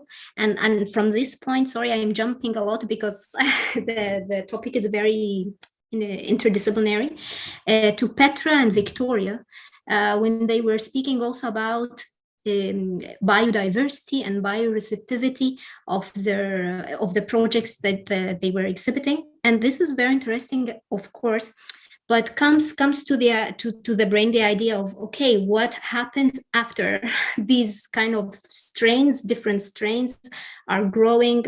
Is there kind of toxins? How much or how long is the time interval that we can check over them? And then comes also the question of morphology or morphogenesis. How does this bioreceptive or biohybrid architecture will perform later? What will happen when these plants take their life cycle and die? Will they reborn again? What's happening? So I think that we are only seeing 1/3 of the life cycle of these, specifically or especially the bio-based materials or the bioactive materials that integrates a bioactive agent that is living. I think we are only seeing 1/3 of their life, but we need to follow the whole cycle. What do you think, Victoria and Petra, about this? Yeah, I can jump into that. Thank you, Yomna, for asking that. Yeah, we are designing at Urban Reef for natural elements. So we have to go away from trying to control our environment as humans, as we see a lot in the cities. So it's very interesting for us to install actually reefs and see how they change over time, how things are growing, how things are also dying. It's a natural process. And what we also have to learn is that biodiversity is not always beautiful. So there are a lot of reefs that might be dead, but at the next moment they might bloom again. And yeah, it's something that we're currently monitoring. And most of our reefs are installed for a few months. And like you said, we're still in the beginning process of monitoring. So there's a bigger lifespan and a bigger time that we need to to observe how the natural environment reacts to structures that we're creating. You know, when you say beautiful, you bring to my memory something that when in my first project, and I was using a type of fungi, a filamentous fungi that is so unpleasing visually. So also this puts, like, you know, a cultural question. Is people willing to have this intuition, if you want to say, or education about how to perceive the beauty of a living thing? Because, for example, a slimy, soily object is not so visually appealing in natural or in a normal way. So do you think that an architect in this sense needs to also do marketing of the idea in a way that to educate people to shift the how to perceive beauty or how to think about beautiful? If you were in this process, what you would do, or what are the activities that you are thinking about? Yeah, I think it's very important for us to shift our perception of beauty or the acceptance of natural elements in our everyday life. It brings us back a little bit to the first question of the challenges of architecture regarding to climate change. And because sorry, I lost my point. What I wanted to say, can I go back to this question in a later moment? Maybe Petra, you can help us a little.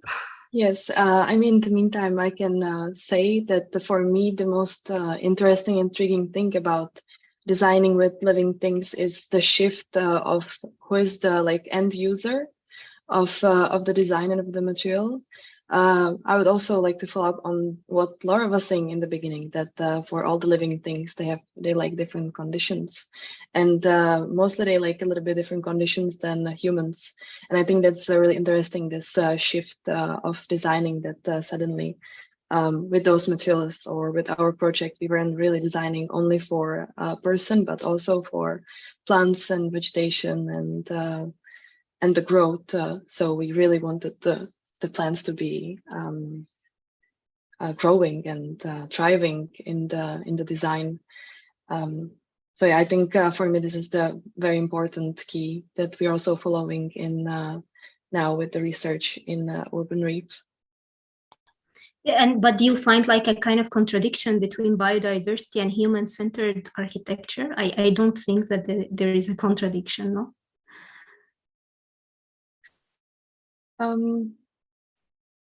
I'm not sure I understand the question. Like contradiction, that it should be like divided. I don't think it's divided. No, I think if it's like in setting the goals or setting the concepts for projects, does it only need to start from the objective of open research, or from the objective of promoting biodiversity or solving climatic challenges? Or needs always also to be like the first objective is human-centered, something that is fulfilling, because in the end, we are the user of architecture. We are the user of the things that we produce. So in the end, if they are not on the long run compatible with us as humans, they will be abandoned. Don't you think so? Yes, that's true. I think it's more about like the shifting the boundary of if it's not only human-centered, but also it consists of taking care of the living things that maybe encapsulates the habitats of humans. So like adding additional layer, maybe it's not about excluding humans altogether from the design process, but maybe including more of the environment things inside the process. I will maybe jump into it. Maybe the answer could be also bringing people closer to the nature, to earth, soil, and production of food, for example. Because in that sense, I think the contemporary or modernistic architecture was in contrary to what we are trying to imagine right now. Yeah, I agree with you, and I think Chhavi, you can help us with your systems, as I understand that can be also applied as a metaverse or augmented caves, if I understand you well.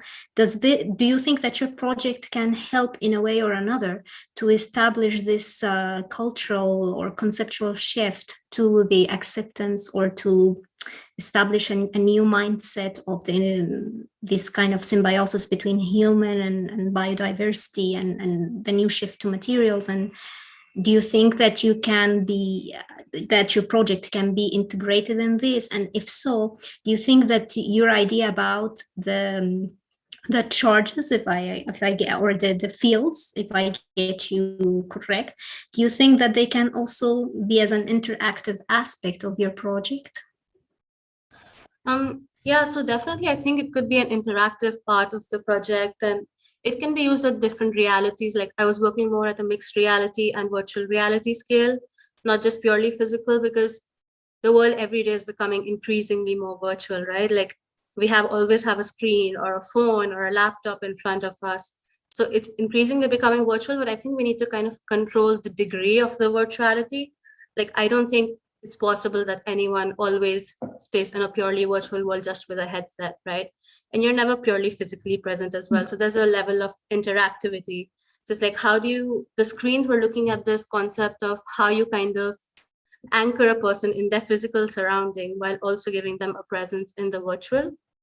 So it creates like an interaction between someone who's visiting from a headset and is present in the virtual world, and how do you kind of anchor them to the physical, and how you connect the physically present people to the virtual. So I think that element is there. Also, I think it's kind of important that we bring focus to the materials and the process and how things are researched, because architecture is not just, you think of something and you just kind of build it. Like it needs to be structurally feasible. It needs to be materialistically feasible.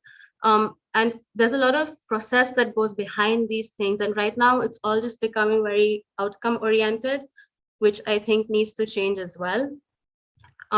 And I'm very happy that Digital Futures is like taking the initiative to create this platform where people share their process and how they're designing, to kind of move away from the outcome oriented field that architecture is becoming slowly, just like showing the research.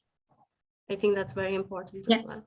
That's very interesting, Chhavi, because I have thought about that. You can maybe employ the different fields and the different charges of your fabric, of the shape-shifting fabric, to maybe give the feeling or the tactile feeling of different new materials. That, for example, also Paul and Garrett, the micro texture of the material is something that I really would love to experience of your material specifically, because it's very interesting. So I don't know if this can be applied for you, Chhavi, on that very, if you want to say, accurate scale or critical scale. And do you think that an interaction or an integration between you and Paul and Garrett can help to raise the awareness about this new material, or other materials, of course, of all the people, all the presenters, so to bring this experience to the user? I'll just say, in our work and in our consumer products that we've been attempting to develop, there is a textural quality to it. But we've also reached to achieve an appearance and feel closer to the mass-produced products that consumers are more used to. But there is a mindset that we believe needs to be changed in consumers and ourselves, which would be our concept of permanence and the utility and the necessity of permanence, especially given, I mean, we're talking about having screens and computers in front of us all the time. And these are objects that we are continually throwing away for new versions, which come out yearly or every 6 months. And so that's something that we've striven to accomplish, is to create plant-based material, which also biodegrades, which is impermanent, but simulates some of the feel and durability of mass-produced products. I just before we move on, I just wanted to thank everyone for coming today. I know that there are some people that have been kind of quiet, so I just wanted to call them out a little bit. Max, I think I've seen you a bit and you've been smiling and pondering. So do you want to say a little bit about the discussion and what do you think we should be doing? Yeah, sure. Yeah, so I'm not an architect, so that's why I was mostly listening in the last half an hour. I think the discussion was all very interesting. I think if the end user is a private person, then we are more focused on the architecture. But I think it also needs to be practical, because most of the buildings are still industrial, and there we come back to this standardization. And I have a feeling, as long as the products or the materials are not standardized, most of the industry is not. They won't be involved or won't fund it. And yeah, that's a big issue. And if there needs to be a shift in the industry as well, so that we invest in these. No, I've lost my point. That the architecture in the industry, so not only in our free time, is also more creative, let's say it like this, and multi-material. I wanted to thank you very much. Anyone else that has been a little quiet? I mean, we want to make sure that we hear from everyone today, and it's been extremely lively. I think Mac, is it Mac? Do you want to say something? Because I know we love Philip Beasley here, but you tell us, what do we need to know, and what do we need to change in the discipline? Well, I don't think I'm going to tell you what you need to know, but some of the things that I'm thinking about right now, I guess, during this discussion. I mean, one of the things that kind of drive me to do work and to make things and to make objects is really the kind of, as a kind of counterpoint to the digital shift that's going on in our lives, it's a fantastic thing, an affording thing, and potentially a kind of democratizing thing, the kind of digital space that's growing. But I see more and more citizens, people like disengaging from the material world, and it's really what drives me, is to make objects and space that asks people to engage again in the physical world and to see the beauty of it. So I mean, I think beauty is an important question, and an important topic of biodesign, and there's certainly aesthetics and unconventional aesthetics that are associated with it. But I think that we do have a responsibility to think about this topic as well, and not just assume because we're doing biodesign that these things are going to be gross and goopy, but it can be something that we ponder and take the time in the process to deliver, and then also not be scared about showing it, even if it is weird and uncanny or uncomfortable. but because we need to be challenged in the physical world. The other thing that maybe even in the studio with Philip that we talk about is about componentry and embracing componentry and embracing objects and things and because we're talking about material gradients and fluid space and I mean, I have a love for like nuts and bolts and objects and things and geometries that tessellate.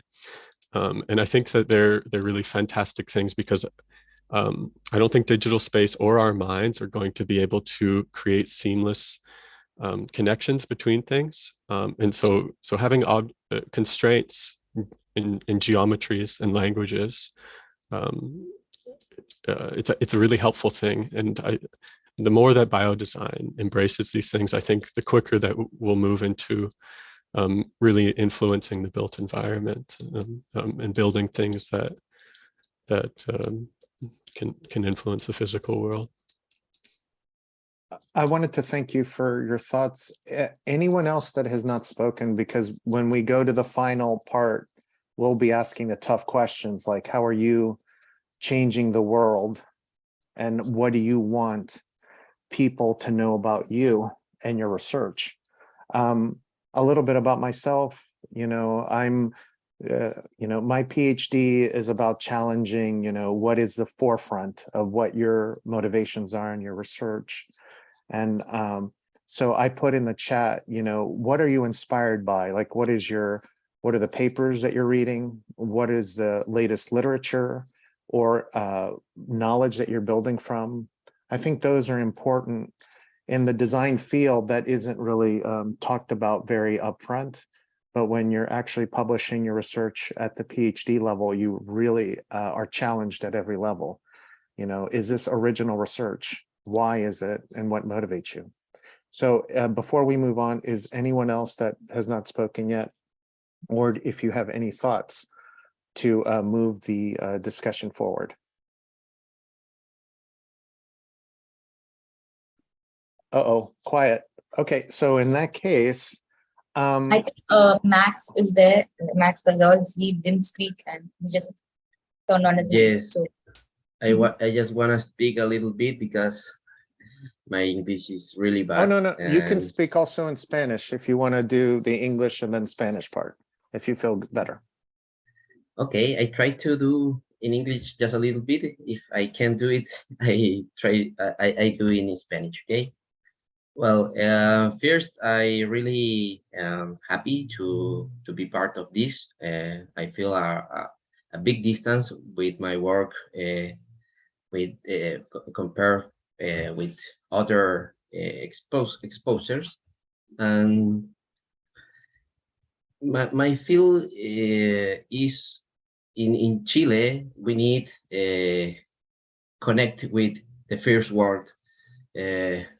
We have a precarious situation, and we need to connect with the first knowledge and the knowledge of the first world. My interest in this begins really short time. And voy a saltarme al español. Principalmente mi motivación tiene que ver con entender cómo aumentar el desempeño de estructuras construidas en tierra y el potencial enorme que existe con la fabricación digital y toda la inteligencia del diseño digital para poder establecer un puente y rescatar un montón de saberes ancestrales que están embebidos de un montón de lógicas ecológicas y de inteligencia natural por defecto. Dentro de la presentación algo mostré que no pude explicar mucho, pero hay un método de chicras de una civilización muy antigua de hace miles de años en esta región que utilizan rocas en mallas tejidas como disipadores sísmicos. Eso fue encontrado hace no mucho tiempo, pero resulta muy interesante mirar los antecedentes vernáculos para entender el potencial de digitalización y rescatar esa conciencia más natural y traerla, actualizarla con todas las posibilidades computacionales de optimización estructural o térmica o de todo tipo de inteligencias integrable que naturalmente residen en la naturaleza. Yo veo en el trabajo de todo mucho bioinspiración. Y bueno, yo me siento recién entrando en esto. Empecé a investigar hace muy poquito. Estaba desarrollando otras cosas creativas desde el lado más artístico, pero siento que estoy incipiente aún y con muchísimo por abordar. Así que, bueno, les agradezco a todos por escucharme. So I think, Max, I'll translate if a little bit, just to say that he's new to some of the processes, but he's actually very beholden to the idea of non-Western and I'm not sure, indigenous knowledge from the region, looking very specifically to the ecology, the knowledge and wisdom that is brought into kind of a Western first world thought, and looking at the material level, how that influences some of the, I would say, research. I think that's the gist. He's also basically said that in the region there and Chile, I think there is a specificity to it and a locality that type of local knowledge can, I think, scale at a global level, asking these very tough questions from our discipline and our profession. And I think I wanted to thank Max for coming here and for sharing his thoughts. We're a global community, so if you can't speak your, English very well, don't worry, we're here for you. I also wanted to dovetail from Max's thoughts to my question before we end the session today, but we're all talking about architecture with a big A, and I think architecture isn't a big A anymore. There's so many subsets. How are you functioning? I think in your final thoughts, how are you guys functioning with the understanding of architecture, but how are you changing it a bit? Or how are you evolving it in your research? So I think we're at the home stretch. So if anyone wants to jump in, and then we'll make sure to speak with everyone. Paul and Garrett, do you guys want to jump in first? Sure, yeah. I think that's actually a very appropriate question specifically for us. I think our answer is that concern over where it is that we fit or the work that we're doing in architecture is really on the back end. It's not something that's ever a concern any longer. We come out of a background where architecture with the capital A was discussed a lot, but I think that we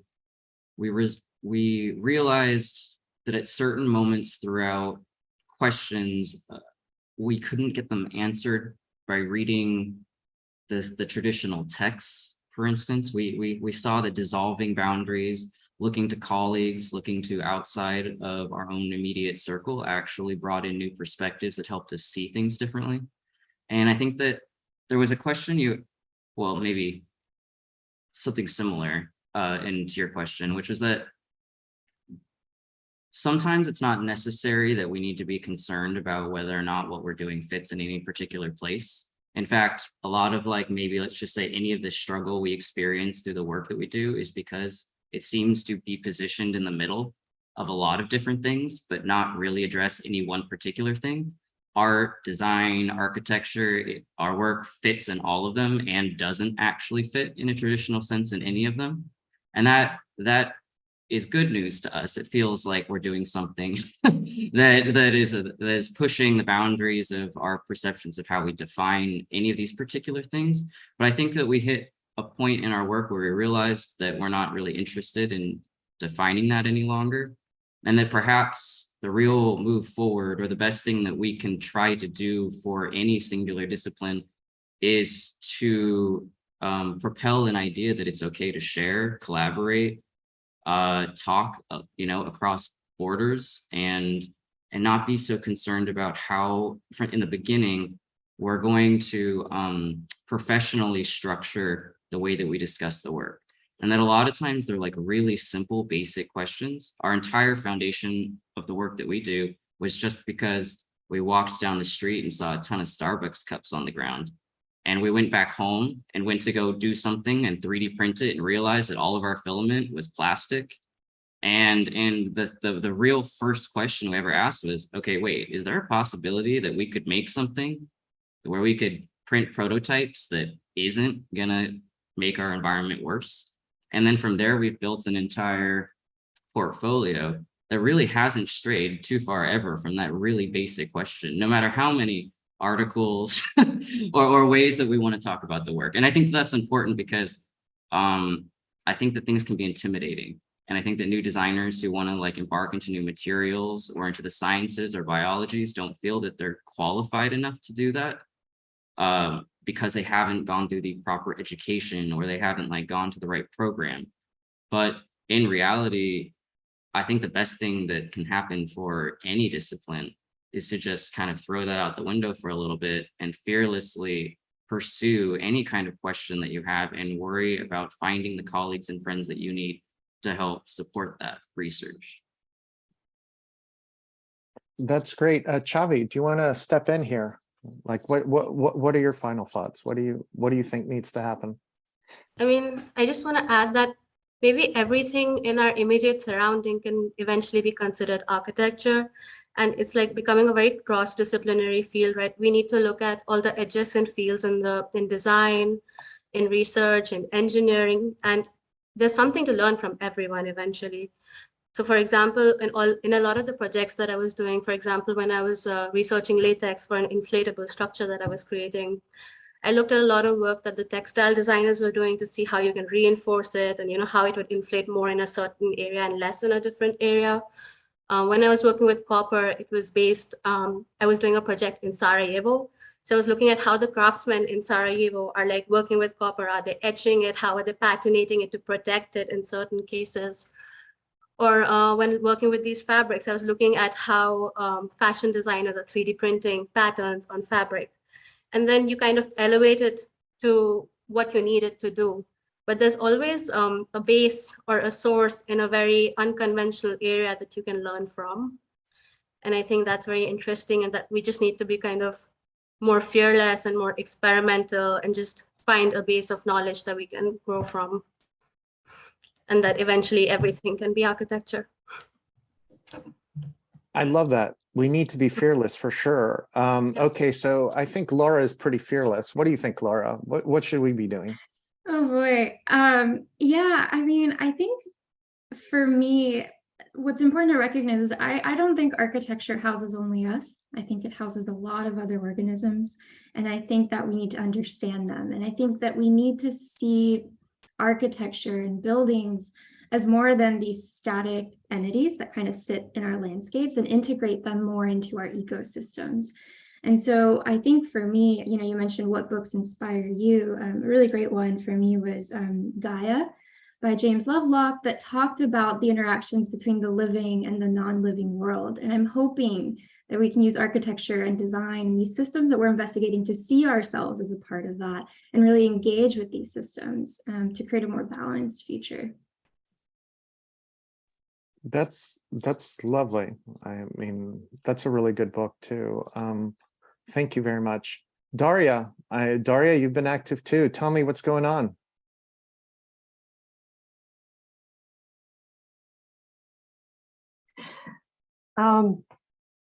I think, yeah, I could start from, let's say, from far, or grasp a little bit on what Paul and also Chhavi and Laura said.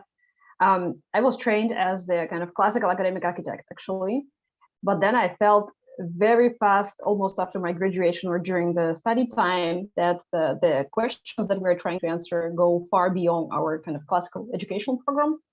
And then I start really to move towards working with structural engineers and also working with the other specialists, because I just simply figure out that I cannot answer these questions alone. So of course, it's kind of classical thing talking about multidisciplinarity and collaboration, but I think today we really already at the point where that we just physically cannot solve the problems out of one discipline. And then the other conflict that I had, I was a trained architect, but then I had a feeling that when I was studying, everything was moving towards digitalization. So we really started to lose track on the material world. And then I figured out that I also am losing track on the material world. So I needed to go out from the discipline towards the, I don't know, material scientists, or also, as we now saw today many times, also biology, microbiology, and the other disciplines, meaning that what I'm doing now, right now at the Institute, I'm really trying to come back to this kind of feeling of the creating of a material objects through this physical processes of realization. And for that, we need way more knowledge than the kind of classical curriculum at our institutes or universities. But I also believe that we should not, let's say, kind of completely give up our background, because let's say, Mark, you told about beauty. So when you trained 5 years and you had like drafting classes and painting and sculpture, it doesn't necessarily mean that you now need to go completely hardcore engineering and do cube programmatic and working things. So I think the best would be just to try to keep your kind of genuine, let's say, inclination or talent as much as possible, but also, of course, try to be as much as possible open to the other specialists who definitely have way more knowledge in their disciplines than what you're trying out of your discipline to get into. And of course, the teams are the best. Max, hi. That's why Max is here as probably the first mechanical engineer in the Digital Future series, but I think it's important. Hey, Max, you want to say something? Since you're called out, what do you want to say? Yeah, maybe I can just jump in. I think the architecture or the architects I work with, they are already very creative and have great designs, and then it's pretty sad what comes out or is really produced afterwards, or when you look on the streets. So what really drives me is to enable them to produce what they have in mind, because most of them, yeah, as I said, they are creative. When you see the renderings, what they want to do, it all looks beautiful, and then at some point they stop, because they get told they can't produce it, or nobody wants to pay for it. And yeah, my goal is to enable these designs by production methods through additive manufacturing, for example, so that we can all, yeah, live in a more beautiful world. That is a wonderful thought, and I wanted to now go to Mac. Mac, you tell us what's, what are your final thoughts? What should we be thinking about right now? I mean, I guess one thing to consider is that being ecological ecology is messy. It's a tough to define thing, and I think that we're not going to become ecological as a humanity or as an urban entity by optimizing our way into it. I think for me, the word is affordance. It's about, and it's about creating space to allow things other than kind of I don't know, value sets set by capitalism to influence our world, and to act from empathy. I think Laura used the word empathy earlier on. I think it's perfect. It's a perfect kind of undertone to this, all of this, what you need. And if we're not able, and also just process, supply chain, like we need to focus on the material and give space to things to change and afford integration of material and living things outside of how we might conventionally see things. Yeah. Well, thank you. I mean, you seem like a shy person, but not really. I mean, your work speaks for itself. So thank you very much. Victoria and Petra, I mean, what are your thoughts? How do you want to end today with what you showed today?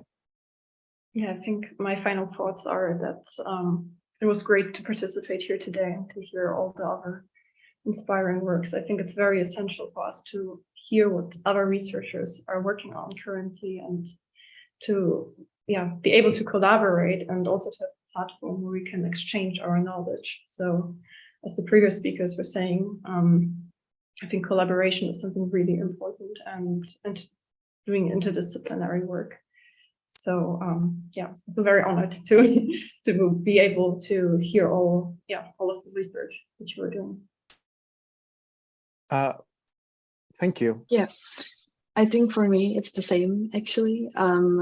This project and the research that we're doing, it always rendered the most important, interesting conversations when there was also an architect in the conversation, when we asked questions to potters and biologists and material researchers.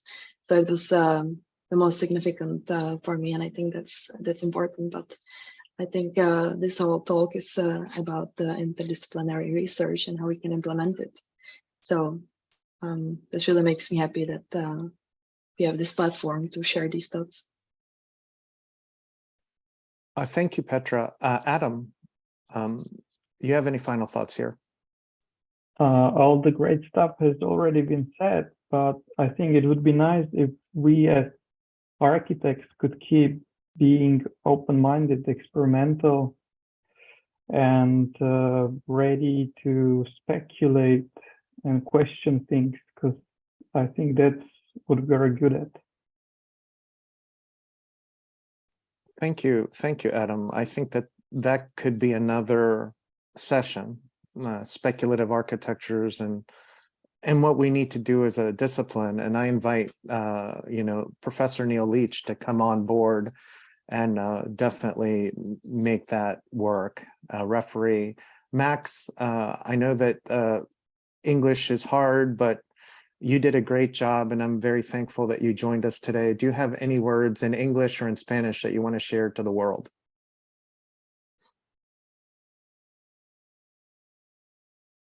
Ok, voy en español mejor para hacerlo más fluido. Bueno, respecto al rol de la arquitectura y del arquitecto en tiempos tan convulsionados como los actuales, obviamente un rol que se está reescribiendo y recalculando momento a momento. Mi sensación con todo lo que veo, lo que he visto hoy y lo que aparece a cada instante es de una efervescencia creativa enorme. Creo que hay un potencial gigantesco de cambiar nuestro futuro, pero también hay una estrecha relación entre el hábitat y los hábitos de los habitantes, valga la redundancia, y ahí se crea un puente entre ética y estética, ¿no? Entonces, justamente los criterios ecológicos son imperantes. Hay como una suerte de inteligencia intrínseca en la naturaleza y creo que la arquitectura debería ser indistinguible de ella, al igual que nosotros. Somos naturales y lo olvidamos muchas veces. Eso como comentario general. Agradecerle a todos, me parecen increíblemente inspiradores y me alienta mucho a continuar en esto. Gracias. Thank you very much, Max. And I think has everyone spoken, Ipsita? Because do you have any final thoughts? Actually, because I wanted to thank Ipsita also. I mean, she does this type of research. She had a really good talk. I think that she organized with Nagar, right? And so I would ask everyone to check that out. Yeah. So what are your thoughts? What did you hear today that either inspired you or we need to go back to the studio and think more about our roles? I think I'm really amazed where we are heading in terms of our materials and how we are exploring. And I'm glad that we had this talk so we could actually be exposed to the different kind of experiments people are doing, because sometimes we are not in touch with everything and what everyone is doing. So at least we got a platform for all of us to join over here to have that discussion. I think that's a great beginning. And now since we are in this forum, we will be connecting with each other and we'll try to figure out something that is happening. And I don't know, I'm very excited, and I think I'll be reaching out to individually to all of you to just ask more about the research, and because we are all part of this, and we should thank like the Digital Futures platform for us to just to expose this. And I would like to thank Yomna also for her valuable inputs and comments. I think all of us learned a lot from what she was looking at. So Yomna, thank you so much. Thank you so much, dear Ipsita, for following up and for inviting me, and for the marvelous young minds. I see that the future is going to be really impressive. And thank you so much. I enjoyed really the session. Thank you. Yeah, and before we wrap up, I just wanted to share the other sessions that we'll be having throughout the month. So just one. So today we successfully concluded our session with experimental 3D printing with custom materials. And as you know, throughout November, Neelaj and his doctoral consortium lectures are on the go, and we do have one scheduled tomorrow. So if you are around, please do attend that. And throughout the month, we also have another talk on Metaverse. It's going to be an interesting talk. So I'd like all our viewers to definitely attend this. Ipsita, that's going to be immersive too. So yeah, it's not just Zoom. It's going to be very exciting. So if you want to be a part of that, please come. Please, yeah. And we are heading for the deadline for the abstract submission for our digital intelligence papers. So please, if anyone's there, please start submitting and start thinking about ideas that you want to submit, and we are open for it. And this is the small brief of what is happening for the conference. And please look into our website. Please check in the international conference dates, and please submit work. No work is small for us, and we really want to see the different opinion and options that are there around. So we are calling for these papers. In our regional channels, the Portuguese Digital Futures channel, they have a topic about architecture in the age of artificial intelligence. So that's going to be an interesting talk. And on 25th, the Spanish team, they are going to talk about this designing an architecture using Houdini. So that's also interesting. It's a tutorial. So please actually sign up if you're interested. And last but not the least, we will be looking into our Insider series is still on. So this month we'll be looking into Tongji University and what they are into. So that will be a mini peek into what they are doing and what their researchers are doing. So please do join for that as well.